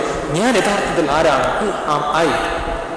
ഞാൻ എന്താണ്, ഞാൻ ആരാണ്, ഞാൻ ആരായി തീരണം എന്നുള്ള വലിയ ചിന്തകളും വലിയ ചോദ്യങ്ങളും നമ്മുടെ ഉള്ളിൽ വരണം. ഇവിടെ യാക്കോബിനോട് ദൈവപുരുഷൻ ചോദിക്കുന്നുണ്ട്, നിന്റെ പേരെന്തെന്ന് ചോദിക്കുന്നുണ്ട്. അപ്പൊ യാക്കോബ് പറഞ്ഞ ഉത്തരം എന്താ? ഞാൻ യാക്കോബാണ്. എന്നാൽ 20 വർഷങ്ങൾക്ക് മുമ്പ് ഇതേ ചോദ്യം ഈ യാക്കോബിനോട് മറ്റൊരാൾ ചോദിക്കുന്നു. ആരാണ്? ഇസ്ഹാക്ക് ചോദിക്കും, പിതാവ് ചോദിക്കുന്നു. അപ്പൻ്റെ അടുത്ത് ചെന്നപ്പോ, മകനെ നീ ആര്? അന്ന് അവൻ പറഞ്ഞു ഉത്തരം, ഞാൻ ഏശാവ്. ഇന്ന് ഞാൻ പറഞ്ഞു, ഞാൻ യാക്കോബ്. 2 ഉത്തരമാണ് അവിടെ ലഭിക്കുന്നത്. ഒരു മനുഷ്യന്റെ വായിൽ നിന്ന് 2 ഉത്തരമാണ് ലഭിക്കുന്നത്. ഒന്ന് കള്ള ഉത്തരവും ഒന്ന് ശരിയായ ഉത്തരവും. പക്ഷെങ്കിൽ ദൈവവുമായുള്ള കൂടിക്കാഴ്ചയ്ക്ക് ശേഷം അല്ലെങ്കിൽ ആ സമയത്ത് നിന്റെ വായിൽ നിന്ന് വരുന്ന ഉത്തരം ശരിയായ ഉത്തരമാണ്. അല്ലെങ്കിൽ നമുക്ക് പറയാം, ഞാൻ യാക്കോബ് അല്ലെങ്കിൽ ഞാൻ ഉപായിയാണ്, ഞാൻ പിടിച്ചുപറിക്കാരനാണ്, ഞാൻ അന്യന്റെ സ്ഥാനം അപഹരിക്കുന്നവനാണെന്ന് ദൈവസന്നിധിയിൽ കുമ്പസാരം ചെയ്യുന്ന യാക്കോബിനെ ഇവിടെ കാണുന്നു. വലിയ ഒരു ആത്മീയ കൺഫെഷൻ, സ്പിരിച്വൽ കൺഫെഷൻ ഇവിടെ സംഭവിക്കുകയാണ്. ഞാൻ ചെയ്തു പോയ തെറ്റുകളെ ദൈവത്തോട് ഏറ്റുപറയുന്ന ഒരു കുമ്പസാര കൂടാണ് ഈ പെനിയേൽ എന്ന് നമ്മൾ മനസ്സിലാക്കണം. ഇതാണ് ആത്മജ്ഞാനം. ദൈവത്തിന് സന്നിധിയിൽ മനസ്സിലാക്കി, ഞാൻ യാക്കോബാണ്, ഞാൻ കള്ളനാണ്, ഞാൻ ചതിയനാണ്, ഞാൻ ഉപായിയാണെന്ന് ഏറ്റുപറയുന്ന ഈ യാക്കോബിന്റെ വലിയൊരു അവസ്ഥ. ഇതാണ് ആത്മജ്ഞാനം. നമുക്ക് ഈ ജ്ഞാനം ലഭിക്കണം. ഈ ലാഭമാണ് നമുക്ക് ലഭിക്കേണ്ടത്. കുമ്പസാരത്തിന്റെ സമയത്ത് നമ്മൾ പലതും പറയുന്നുണ്ട്, പക്ഷെങ്കിൽ ഉള്ളിൽ ചിലത് മറച്ചു വെച്ചുകൊണ്ട് നമ്മൾ പറയുന്നുണ്ട്. പക്ഷെങ്കിൽ ഉള്ളിലുള്ളത് തുറന്നു പറയേണ്ട അവസ്ഥയാണ് കുമ്പസാരം. ഏറ്റുപറയുക, ദൈവസന്നിധിയിൽ പാപിയാണ് ഏറ്റുപറയുന്ന വലിയ അവസ്ഥയിലേക്ക് ചെന്ന് എത്തിക്കുക. ഇതാണ് യാക്കോബ് നദീതീരത്ത് വെച്ച് നമ്മൾ കണ്ടത്. പൗരസ്ത്യ ആധ്യാത്മികതയുടെ ഏറ്റവും വലിയ ഒരു ചിന്താഗതി എന്ന് പറയുന്നത്, ദൈവത്തോട് മനുഷ്യൻ എത്രമാത്രം അടുക്കുന്നുവോ അത്രമാത്രം എന്ത് തെളിഞ്ഞു വരുന്നറിയാമോ? മനുഷ്യന്റെ പാപാവസ്ഥ തെളിഞ്ഞു വരുന്നുണ്ട്. എത്രമാത്രം നമ്മൾ ദൈവത്തോട് അടുക്കുകയാണ്, എത്രമാത്രം ദേവാലയത്തോട് നമ്മൾ അടുത്ത് ചെല്ലുമ്പോൾ ഉള്ളിൽ തെളിഞ്ഞു വരുന്നത് എന്തറിയാമോ? നമ്മുടെ പാപത്തിന്റെ അവസ്ഥയാണ്. ഈ പരിശുദ്ധ പിതാക്കന്മാരൊക്കെ ഉണ്ട്, ഈ മരുഭൂമിയിൽ താമസിക്കുന്ന പിതാക്കന്മാരാണ്, ഡെസേർട്ട് ഫാദേഴ്സ് എന്നുള്ളത്. അവർ പ്രാർത്ഥന മാത്രം അവരുടെ ഭക്ഷണം, മറ്റൊന്നും അവർ കഴിക്കത്തില്ല. ഇങ്ങനെ പ്രാർത്ഥിച്ച് പ്രാർത്ഥിച്ച് പ്രാർത്ഥിച്ച് ജീവിക്കുക. പക്ഷെ അവർ പ്രാർത്ഥിക്കുന്ന ഒരു പ്രാർത്ഥനയുണ്ട്, എന്താ അറിയാവോ? പാപികളിൽ ഒന്നാമനായി എന്നോട് കരുണ ചെയ്യണമേ എന്നാണ്. ഒരു പാപവും ചെയ്യാതെ പ്രാർത്ഥന മാത്രം ഭക്ഷിച്ചുകൊണ്ട് ജീവിക്കുന്ന മനുഷ്യരുടെ വായിൽ വീഴുന്ന വാക്കെന്താ? പാപികളിൽ ഒന്നാമനാണ്. അങ്ങനെയെങ്കിൽ നമ്മുടെ വായിൽ നിന്ന് വരുന്ന എന്താ? ഈ ലോക ജീവിതത്തിൽ ജീവിച്ച് സകല മ്ലേച്ഛതകളും നമ്മൾ കണ്ട് മനസ്സിലാക്കി നമ്മുടെ ഇഷ്ടത്തിനനുസരിച്ച് ജീവിച്ച് പാപം ചെയ്ത് ഇങ്ങനെ ജീവിക്കുമ്പോൾ നമ്മുടെ ഉള്ളിൽ വരുന്ന എന്താ? പരീക്ഷന്റെ വാക്ക. എന്താ? പരീക്ഷന് ചുമക്കാലം പ്രാർത്ഥിക്കാൻ പോയി. പരീക്ഷൻ പ്രാർത്ഥിച്ചു, ഞാൻ ഇന്നത് ചെയ്തു, ഇന്ന കാര്യങ്ങൾ ചെയ്യുന്നുണ്ട്, പ്രധാനം കൊടുക്കുന്നുണ്ട്, ദേവാലയത്തിൽ പോകുന്നുണ്ട്, ഒരുപാട് കാര്യങ്ങൾ ചെയ്യുന്നുണ്ട്. പക്ഷെ നീതീകരിക്കപ്പെട്ടവനായി പോയത് ആ പാപിയ ചുമക്കാരനാണ്. കാരണം എന്താ? പരീക്ഷന്റെ പ്രാർത്ഥനയുടെ കുറവെന്താ? ഒരുപാട് കുറവുണ്ട്. നമ്മൾ പഠിച്ചു കഴിഞ്ഞാൽ പരീക്ഷനെ പഠിച്ച ഒരുപാട് കുറവുണ്ട്. അതൊക്കെ ഞാനാണ് ആ പരീക്ഷനെന്ന് വെച്ചുകൊണ്ട് നമ്മൾ നോക്കണം. കാരണം ഈ പരീക്ഷൻ പ്രാർത്ഥിച്ചത് ചുങ്കക്കാരൻ കേൾക്കാൻ വേണ്ടിയാണ്, ദൈവം കേൾക്കാൻ വേണ്ടിയല്ല. അതാ അവന്റെ വലിയൊരു കുറവ്.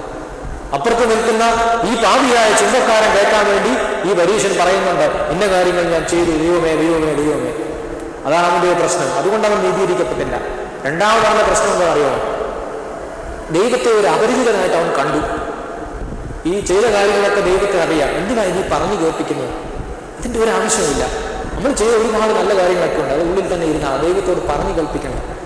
ദൈവത്തിന് ഇതൊക്കെ അറിയാം. പക്ഷേ ദൈവത്തെ ഒരു അപരിചിതനായിട്ട് പറഞ്ഞു കേട്ട് പഠിപ്പിക്കുക, ദൈവമേ ഞാൻ ഇന്നത് ചെയ്തു. നമ്മുടെയൊക്കെ പ്രാർത്ഥനയുടെ വലിയ കുറവാകും. അങ്ങനെയല്ല പ്രാർത്ഥിക്കേണ്ടത്. മറിച്ച് മാറി നിന്ന് പാപം ചെയ്ത മനുഷ്യൻ സ്വർഗത്തോട് പോലും നോക്കുവാൻ ത്രാണിയില്ലാതെ മാറത്തടിച്ചുകൊണ്ട് പറയുന്നു, കർത്താവേ പാപിയായ എന്നോട് കരുണ തോന്നണമേ. ഒറ്റ പ്രാർത്ഥന മതി ദൈവസന്നിധിയിൽ നീതീകരിക്കപ്പെടുവാൻ.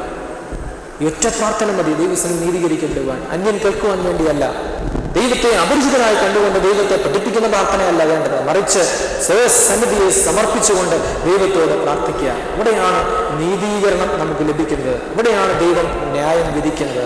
നമ്മളെ തുലാസിലിട്ട് തൂക്കുന്നത് അവിടെയാണ് നമ്മുടെ പ്രാർത്ഥനയുടെ അവസ്ഥ.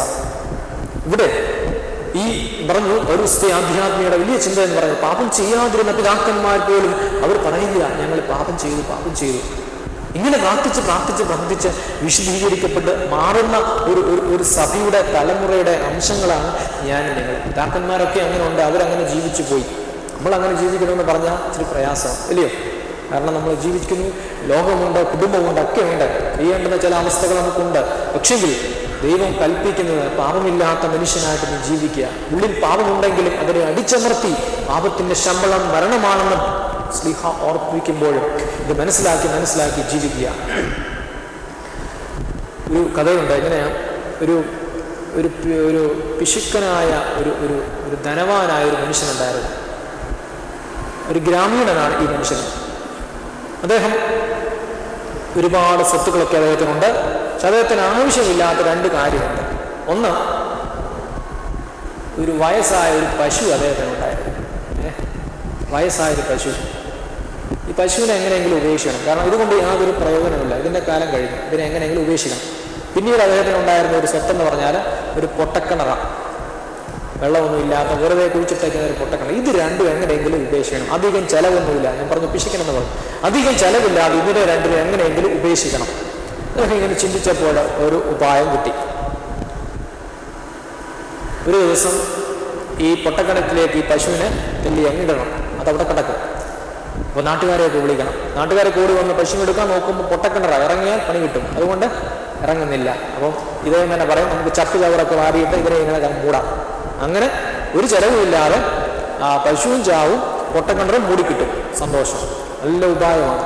അദ്ദേഹം ചിന്തിച്ച് പിറ്റേ ദിവസം ഇങ്ങനെ പോയി. രാവിലെ പോയി പശുവിനെ തള്ളി പൊട്ടക്കിണറ്റിലിട്ടു.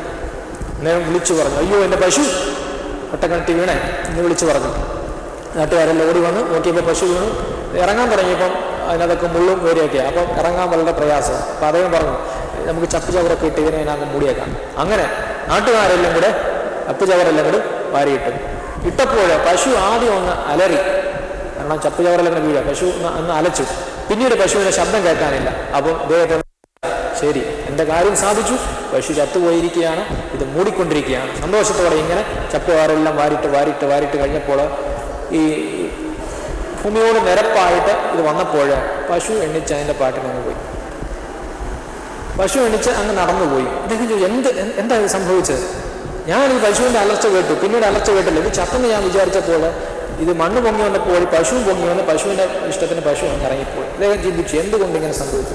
അദ്ദേഹം ഇങ്ങനെ ചോദിച്ച് നാട്ടിലുള്ള ഒരു വിദ്വാനോട് പോയി ചോദിച്ചു, എന്തുകൊണ്ടാണ് ഇങ്ങനെ സംഭവിച്ചത്? ഞാൻ ഇതിനെ കൊല്ലാനൊക്കെ ശ്രമിച്ചിട്ട് ഇതിനെ സാധിച്ചില്ല. അദ്ദേഹം പറഞ്ഞപ്പോൾ പശു ചെയ്ത ഒരു കാര്യമാണ് അദ്ദേഹം പറഞ്ഞത്. പശു ആദ്യം ഒന്ന് അലറിയെന്ന് ഞാൻ പറഞ്ഞു, പിന്നീട് പശു ഒന്ന് അറിഞ്ഞു. എന്താ അറിഞ്ഞെന്നറിയാമോ? എൻ്റെ ദേഹത്ത് വീഴുന്ന ഈ ചപ്പ് ചവറകൾ എൻ്റെ തോള് കൊണ്ടൊന്ന് കുടഞ്ഞപ്പോൾ ചപ്പൊക്കെ രണ്ട് സൈഡിലോട്ട് അങ്ങ് വീണു. അങ്ങനെ രണ്ട് സൈഡിലോട്ട് വീണ ഈ ചപ്പൊക്കെ പൊങ്ങി വന്നപ്പോൾ പശു അങ്ങ് പൊങ്ങി വന്ന് അതിൻ്റെ ഇഷ്ടത്തിനനുസരിച്ച് പോയി എന്ന് പറഞ്ഞു. എൻ്റെ അർത്ഥം ഞാൻ പറഞ്ഞത്, ചില ചപ്പ് ചവറുകളും ചില മാലിന്യങ്ങളൊക്കെ ഈ ലോകത്തിൽ ജീവിക്കുമ്പോൾ നമ്മുടെ ദേഹത്തും തലയിലൊക്കെ ഇങ്ങനെ വീഴുകയാണ്. അത് അവിടെ ഇരുന്നോട്ടത്തെ എന്ന് പറഞ്ഞാൽ അലറി വിളിച്ച് നമ്മൾ അവിടെ നിന്ന് ചാവത്തേയുള്ളൂ. അതൊന്ന് കുടഞ്ഞു കളഞ്ഞാൽ സന്തോഷത്തോടെ നമുക്ക് എണ്ണിച്ച് പോകാം. ഇതാണ് പാപത്തിൻ്റെ അവസരം. പാപം നമ്മുടെ ഉള്ളിൽ ഇങ്ങനെ വീണുകൊണ്ടിരിക്കുക. ഒരുപാട് കാര്യങ്ങളുണ്ട്. അതിങ്ങനെ ദേഹത്തും തലയിലൊക്കെ ഇങ്ങനെ വീഴുമ്പോൾ അത് രണ്ട് കൈ കൊണ്ടൊന്ന് തോളും കൊണ്ടൊന്ന് കുലുക്കി കളഞ്ഞാൽ അതങ്ങ് പൊക്കോളും. ആ സമയത്ത് അത് പൊക്കോളും. പക്ഷെങ്കിൽ ഇത് വീണ്ടും ഇങ്ങനെ വീണോട്ടെ, എൻ്റെ ഇഷ്ടത്തിനനുസരിച്ച് ജീവിച്ചോട്ടെ എന്ന് പറഞ്ഞാൽ അതങ്ങനെ കൂമ്പാരമായിട്ട് നമ്മൾ കൂടി മനുഷ്യൻ്റെ മരണത്തിലെത്തും. ഇതാണ് പാപത്തിൻ്റെ ശമ്പളം, മരണം എന്ന് പറയുന്ന അവസ്ഥയിലേക്ക്. അപ്പം ഈ ആത്മജ്ഞാനം ഈ യാക്കോബ് നേടിയെടുക്കുകയാണ്. ഞാൻ ആരാണെന്ന്, ഞാൻ യാക്കോബാണ്, ഞാൻ ദൈവസന്നിധിയിൽ പാപിയാണെന്ന് ഏറ്റുപറഞ്ഞ് ദൈവസന്നിധിയിലേക്ക് എടുക്കപ്പെടുന്ന ഒരു വലിയ ഒരു ആത്മീയ അനുഭവത്തിലേക്ക് യാക്കോബ് അവിടെ ചെല്ലുകയാണ്. നമുക്കറിയാം, നമ്മൾ എന്നും പ്രാർത്ഥിക്കുന്ന ഒരു പ്രാർത്ഥനയുണ്ട്, ത്രൈവിശുദ്ധ കീർത്തനം എന്ന് കേട്ടിട്ടുണ്ടോ? ഏതാ? ദൈവമേ നീ പരിശുദ്ധ, ത്രൈസാഗ്യ എന്നാണ് അതിനെ പറയുന്നത്. ഈ ത്രൈവിശുദ്ധ കീർത്തനം നമ്മൾ എന്നും പ്രാർത്ഥിക്കണം. ദൈവമേ നീ പരിശുദ്ധനാവുന്നു, ബലവാനെ നീ പരിശുദ്ധനാവുന്നു, മരണമില്ലാത്തവനെ നീ പരിശുദ്ധനാവുന്നു. ദൈവത്തെ നമ്മൾ സ്തുതിക്കുന്നതിന് അർപ്പിക്കുന്ന വലിയൊരു അനുഭവമാണ്. എന്നാൽ വാഗൊണ്ട് നമ്മൾ ഈ പ്രാർത്ഥിക്കുമ്പോൾ ഹൃദയം കൊണ്ട് മറ്റൊരു പ്രാർത്ഥന പ്രാർത്ഥിക്കണമെന്നാണ് പിതാക്കന്മാർ പഠിപ്പിക്കുന്നത്. ഇതാണെന്നറിയാമോ? ദൈവമേ നീ പരിശുദ്ധനാകുമെന്ന് പ്രാർത്ഥിക്കുമ്പോൾ ഉള്ളിൽ ഹൃദയം കൊണ്ട് പ്രാർത്ഥിക്കണം, ദൈവമേ ഞാൻ അശുദ്ധനാകുന്നു. ദൈവമേ നീ ബലവാനെന്ന് പ്രാർത്ഥിക്കുമ്പോൾ ഉള്ളിൽ പറയണം, ഞാൻ ബലഹീനനാകുന്നു. ദൈവമേ നീ മരണമില്ലാത്തവനാണെന്ന് പറയുമ്പോൾ ഉള്ളിൽ പറയണം, ഞാൻ മരണമുള്ളവനാണ്. സമ്മതിക്കുക ദൈവസന്നിധിയിൽ നമ്മൾ ദൈവത്തെ വിശുദ്ധനായിട്ട് പ്രഖ്യാപിക്കുമ്പോൾ ഉള്ളിൽ അശുദ്ധനായിട്ട് എന്നെ ഞാൻ പ്രഖ്യാപിക്കണം. ഇതാണ് നമുക്ക് ആവശ്യം. അല്ലാതെ വാഗൊണ്ട് അതരം കൊണ്ട് ചിലത് പറഞ്ഞതുകൊണ്ട് കാര്യമില്ല. ഉള്ളിൽ സമ്മതിക്കണം, ഞാൻ പാപിയാണ്, ഞാൻ ബലഹീനനാണ്, ഞാൻ ഒരു നാൾ മരിക്കുന്നവനാണ്, നീ മരണമില്ലാത്തവനാണ്. ഇതാണ് നമുക്ക് ആവശ്യം. ഈ അവസ്ഥ നമ്മുടെ പ്രാർത്ഥനയിൽ ഒന്ന് പരിശീലിക്കുക. ഒരു പരിശീലനം കൂടിയാണിത്. ഇനി മുതൽ പ്രാർത്ഥിക്കുക, ദൈവമേ നീ പരിശുദ്ധനാവെന്ന് പറയുമ്പോൾ ഉള്ളിൽ ഉടനെ വരണം, ഞാൻ ശുദ്ധനാണ്. നീ ബലമുള്ളവനാണ്, ഞാൻ ബലഹീനനാണ്. നീ മരണമില്ലാത്തവനാണ്, ഞാൻ മരണമുള്ളവനാണ്. പ്രാർത്ഥിക്കുക, പരിശീലിക്കുക. ഇതിൽ നിന്ന് നമുക്ക് ലഭിക്കും, ചില കാര്യങ്ങൾ നമുക്ക് ലഭിക്കും. അത് അനുഭവിച്ച് പ്രസംഗിച്ചത് കൊണ്ട് കാര്യമില്ല, അത് അനുഭവിച്ചറിഞ്ഞാൽ മാത്രമേ നമുക്ക് ദൈവസന്നിധിയിൽ നിന്ന് എന്തെങ്കിലും ലഭിക്കുകയുള്ളൂ. ഈ ഒരു അനുഭവത്തിലേക്ക് ചെല്ലുക. പക്ഷെ പലപ്പോഴും നമ്മൾ പറയുന്നുണ്ട്, നമ്മൾ ആരാണ്? പാപം ഇല്ലാത്തവർ. ഞാൻ പാപം ചെയ്തിട്ടില്ല. എന്ത് പാപം വെച്ചാൽ കുമ്പസാരത്തിൽ വരുമ്പോൾ പാപം എന്ത് വെച്ചാൽ പാപം എന്താ വെച്ചാൽ പാപം എനിക്കറിയത്തില്ല. പാപം ചിലർ പറയും പല കാര്യം കുമ്പസാര രഹസ്യം പറയരുതാണ്. ഞാനോട് ഒന്നും പറയുന്നില്ല.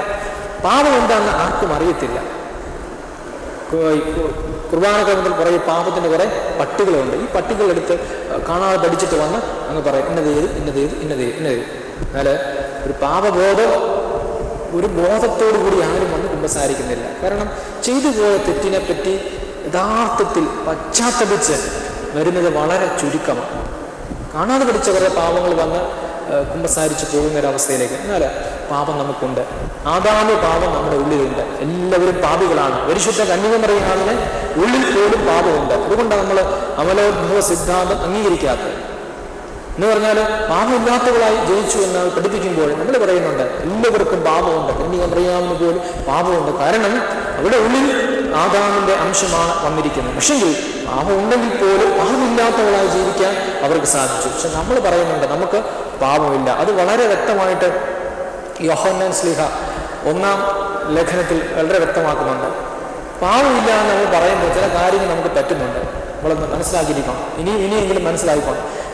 ഞാൻ പാപിയല്ല എന്ന് നമ്മൾ പറഞ്ഞപ്പോൾ നമുക്ക് ഉണ്ടാകുന്ന ഒരു പ്രശ്നമുണ്ട്. ഒന്ന്, നമ്മെ തന്നെ വഞ്ചിക്കുക നമ്മൾ ചെയ്യുന്നത്.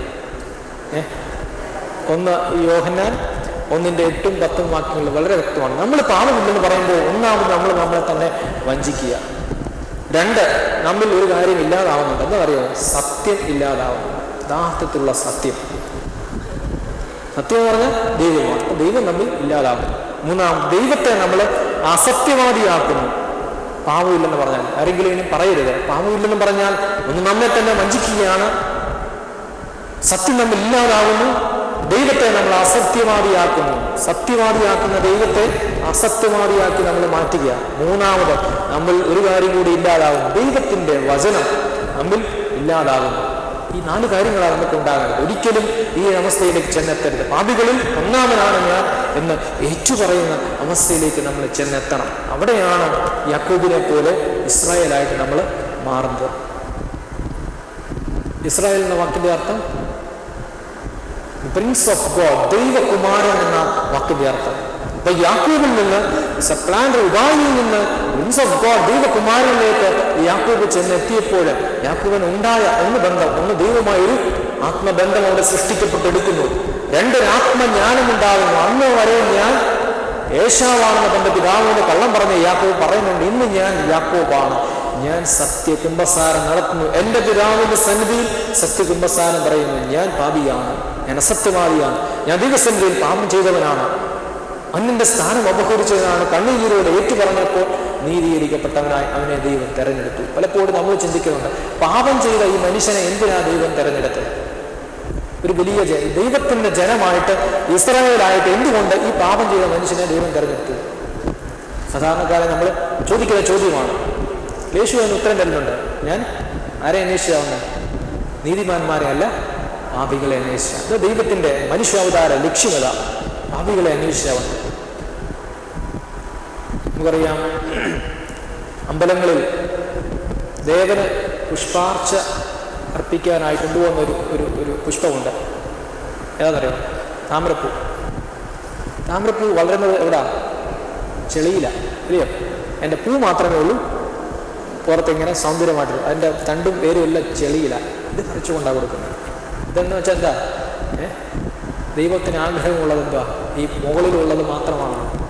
ഇല്ല, നിന്റെ പാപാവസ്ഥയെ ദൈവം ആഗ്രഹിക്കുന്നുണ്ട്. കാരണം അത് വിശുദ്ധീകരിക്കപ്പെടണം. അത് ദേവന് അർച്ചനയായിട്ട് അർപ്പിക്കുമ്പോൾ നിന്റെ ചെളി ഇല്ലാതാകും, നിന്റെ പാപം ഇല്ലാതാകുന്നു. നീ മനുഷ്യനെ സ്നേഹിക്കുന്ന, ദൈവത്തെ സ്നേഹിക്കുന്ന, മനുഷ്യ സൃഷ്ടിയെ നീ സ്നേഹിക്കുന്ന ഒരു വ്യക്തിയായിട്ട് ദൈവം അവിടെ മാറ്റപ്പെടുകയാണ്. ഇതാണ് ആത്മജ്ഞാനം എന്ന് പറയുന്നത്. നമുക്കുണ്ടാകണം, നമ്മുടെ ജീവിതത്തിൽ ഉണ്ടാകണം. ഇന്നു മുതൽ ചിന്തിക്കുക, ഞാൻ ആരാണ്? ഞാൻ ചെയ്തു പോയ തെറ്റുകൾ എന്താണ്?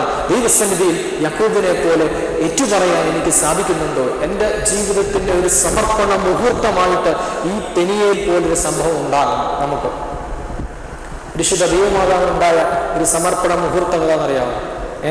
ഇതാ ഞാൻ കർത്താവിന്റെ ദാസി, നിന്റെ വാക്കുപോലെ എനിക്ക് ഭവിക്കട്ടെ എന്ന് പറഞ്ഞ ഒരു സമർപ്പണ മുഹൂർത്തം. തോമാസ് ലീഹായ്ക്കുണ്ടായ ഒരു സമർപ്പണ മുഹൂർത്തം. എൻ്റെ കർത്താവും എൻ്റെ ദൈവവുമേ എന്ന് പറയുന്ന വാക്ക്. അപ്പം ദൈവത്തെ നമ്മൾ അനുഭവിച്ചറിയുന്ന ചില മുഹൂർത്തങ്ങളുണ്ട്. അതാണ്, അങ്ങനെയുള്ള ഒരു മുഹൂർത്തമാണ് ഈ യാക്കോബിന് ലഭിച്ചത്. നമുക്ക് ലഭിക്കും. കാരണം യാക്കോബ് വെച്ചിട്ടുണ്ടെങ്കിൽ നമുക്കും ലഭിക്കണം. ലഭിക്കാതിരിക്കരുത്. അത് നമ്മൾ പിടിച്ചു വാങ്ങേണ്ട അവസ്ഥയാണ്. പലരും ചോദിക്കുന്ന ഒരു ചോദ്യമുണ്ട്, പഴയ നിയമത്തിലൊക്കെ ദൈവത്തിന്റെ ശബ്ദം കേൾക്കാൻ മനുഷ്യന് സാധിക്കുന്നുണ്ട്, ഈ കാലഘട്ടത്തിൽ നമുക്ക് സാധിക്കുന്നില്ല. കാരണം എന്താ? പഴയ നിയമത്തിൽ പ്രവാചകന്മാരൊക്കെ ദൈവം അരുളപ്പാട് നൽകുന്നത് കേൾക്കുന്നുണ്ട്. ദൈവത്തിന്റെ ശബ്ദം എപ്പോഴും കേട്ടുകൊണ്ടിരിക്കുക. ഇന്ന് 21-ാം നൂറ്റാണ്ടിൽ നമ്മൾ ജീവിക്കുമ്പോൾ നമുക്കെന്താ ദൈവത്തിന്റെ ശബ്ദം കേൾക്കാത്ത? പല ഉത്തരങ്ങൾ നമുക്കുണ്ട്. കാരണം നമുക്കറിയാം, നമ്മളെ ബലഹീനതയൊക്കെ അറിയാം. പക്ഷെങ്കിൽ അത് നൽകുന്ന നല്ലൊരു ഉത്തരം എന്ന് പറയുന്നത് നമുക്കറിയാം. പണ്ടിൽ എപ്പോഴുണ്ട്, നമ്മൾ വീട്ടിലിരുന്ന് TV കാണും. ടിവിക്ക് പണ്ട് വലിയ ആൻറ്റീനയുണ്ട്, ഇല്ലയോ? ആൻറ്റീന. അതിൽ വീട്ടിലിരുന്ന് TV കാണണമെങ്കിൽ എങ്ങനെയാണ് ഈ TV-യിലേക്ക് ഈ കിരണങ്ങൾ വരുന്നത്? സാറ്റലൈറ്റ് വഴിയാണ്, തരംഗങ്ങൾ വഴിയാണ്. ആ തരംഗങ്ങൾ ഇങ്ങനെ പറന്നു വന്ന് നമ്മുടെ വീട്ടിൽ ഇരിക്കുന്ന ആൻറ്റീനയിൽ ഉള്ള ഒരു ഉപകരണമുണ്ട്, റിസപ്റ്റർ എന്ന് പറയും, ഒരു ഉപകരണം. അത് പിടിച്ചെടുത്തതിന് ശേഷം നമുക്കത് ചിത്രമായിട്ട് നമ്മുടെ മുമ്പിൽ ഇരുന്ന് കാണാം. അപ്പം ഞാൻ പറഞ്ഞത്, ദൈവത്തിൻ്റെ ശബ്ദം ഇന്ന് ഈ ലോകത്തിലൊക്കെ ഉണ്ട്. ഇവിടെ ഇങ്ങനെ ഈ ഇരിക്കുന്ന ഈ അവസ്ഥയിലും ഇവിടെ ഇങ്ങനെ ദൈവത്തിൻ്റെ ശബ്ദം, നമ്മളെ പേര് ചൊല്ലി വിളിക്കുന്ന ശബ്ദം ഇന്ന് ഇവിടെ ഉണ്ട്. പക്ഷെ നമ്മൾ കേൾക്കുന്നില്ല. കാരണം നമ്മളൊരു റിസപ്റ്ററായിട്ട് മാറുന്നില്ല. അത് പിടിച്ചെടുക്കുവാനുള്ള ശക്തി നമുക്ക് ഇല്ല. അതാ പ്രശ്നം. ദൈവത്തിൻ്റെ ശബ്ദം പിടിച്ചെടുക്കുന്ന ഒരു ചാലക ശക്തിയായിട്ട് നമ്മൾ മാറുന്നില്ല. അന്ന് മാറി, പ്രവാചകന്മാർ മാറി, മോശ മാറി, പ്രവാചകന്മാർ മുഴുവനും ദൈവത്തിൻ്റെ ശബ്ദം പിടിച്ചെടുക്കുന്ന അനുഭവങ്ങളായിട്ട് മാറി. കാരണം അവർക്ക് അതിനുള്ള അനുഭവ സിദ്ധി ഉണ്ടായിരുന്നു. പക്ഷെങ്കിൽ നമുക്ക് പാപത്തിൻ്റെ അവസ്ഥ മൂലം ഇതിൽ നിന്ന് മാറിപ്പോവുക. എന്നാലും നമുക്കും പറ്റും. പരിശീലനത്തിലൂടെ നമുക്ക് പറ്റും. പ്രാർത്ഥനയിലൂടെ, ഉപവാസത്തിലൂടെ നമുക്കതിന് പറ്റും. ദൈവത്തിൻ്റെ ശബ്ദം കേൾക്കുവാനും ചിന്തിക്കുവാനും അതനുസരിച്ച് പ്രവർത്തിക്കാനുള്ള കഴിവ് ദൈവം നമുക്ക് തന്നിട്ടുണ്ട്. എല്ലാവർക്കും ഉണ്ട്. കൊച്ചുകുട്ടിക്ക് പോലും കഴിവുണ്ട്. ശരി, അത് പിടിച്ചെടുക്കുന്ന അനുഭവങ്ങളായിട്ട് നമ്മൾ മാറണം. അവിടെ തിരിച്ചറിയും, ഞാൻ ആരാണ്, ഞാൻ യാക്കോബാണോ, ഞാൻ പൗലോസാണോ, ഞാൻ ശൗലാണോ, ഞാൻ സക്കായിയാണോ എന്ന് തിരിച്ചറിയും. അതിൽ നിന്ന് മാറി പുതിയ മനുഷ്യരിലേക്ക് മാറ്റം നമുക്ക് ആവശ്യമാണ്. മൂന്നാമത്, ഈ ദൈവവുമായുള്ള കൂടിക്കാഴ്ചയിൽ നമുക്കുണ്ടാകേണ്ട മൂന്നാമത്തെ ഒരു അനുഭവം എന്ന് പറയുന്നത് ഒരു ആത്മനിയോഗമാണ് നമുക്ക് വേണ്ടത്. ആത്മനിയോഗത്തിൻ്റെ അനുഭവത്തിലേക്ക് നമ്മൾ ചെന്ന് എത്തണം. ഈ ആത്മനിയോഗം എന്ന് പറഞ്ഞാൽ ലൂക്കോസിന് സുവിശേഷം 2-ാം അധ്യായം ഇതിൻ്റെ 27-ാം വാക്യത്തിൽ ഒരു വാക്യം വായിക്കുന്നുണ്ട്. ശിമയോനെ പറ്റി അറിയാമോ? ആരാണ് ശിമയോൻ? യേശു കുഞ്ഞിനെ കാണുവാതെ മരിക്കുകയില്ല എന്ന് ജീവിച്ച ഒരു വൃദ്ധനായ മനുഷ്യനാണ്.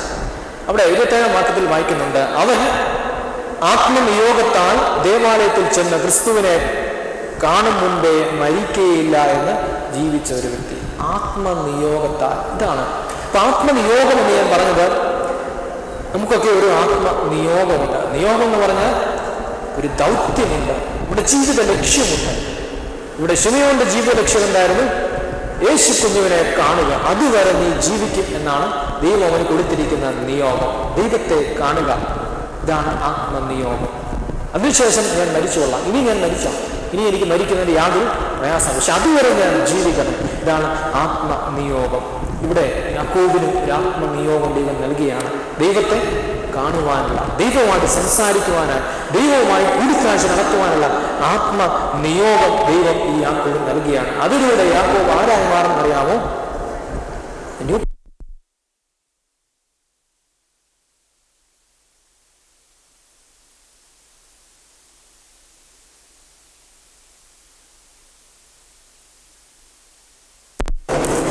ആരായി മാറണം? നമ്മൾ പുതിയ സൃഷ്ടിയായിട്ട് മാറണം. പഴയതൊക്കെ ഉരിഞ്ഞു കളഞ്ഞ് പുതിയതൊക്കെ തിരഞ്ഞെടുത്ത് പുതിയ ജീവിതത്തിലേക്ക് പ്രവേശിക്കേണ്ട അവസ്ഥ. പുതിയ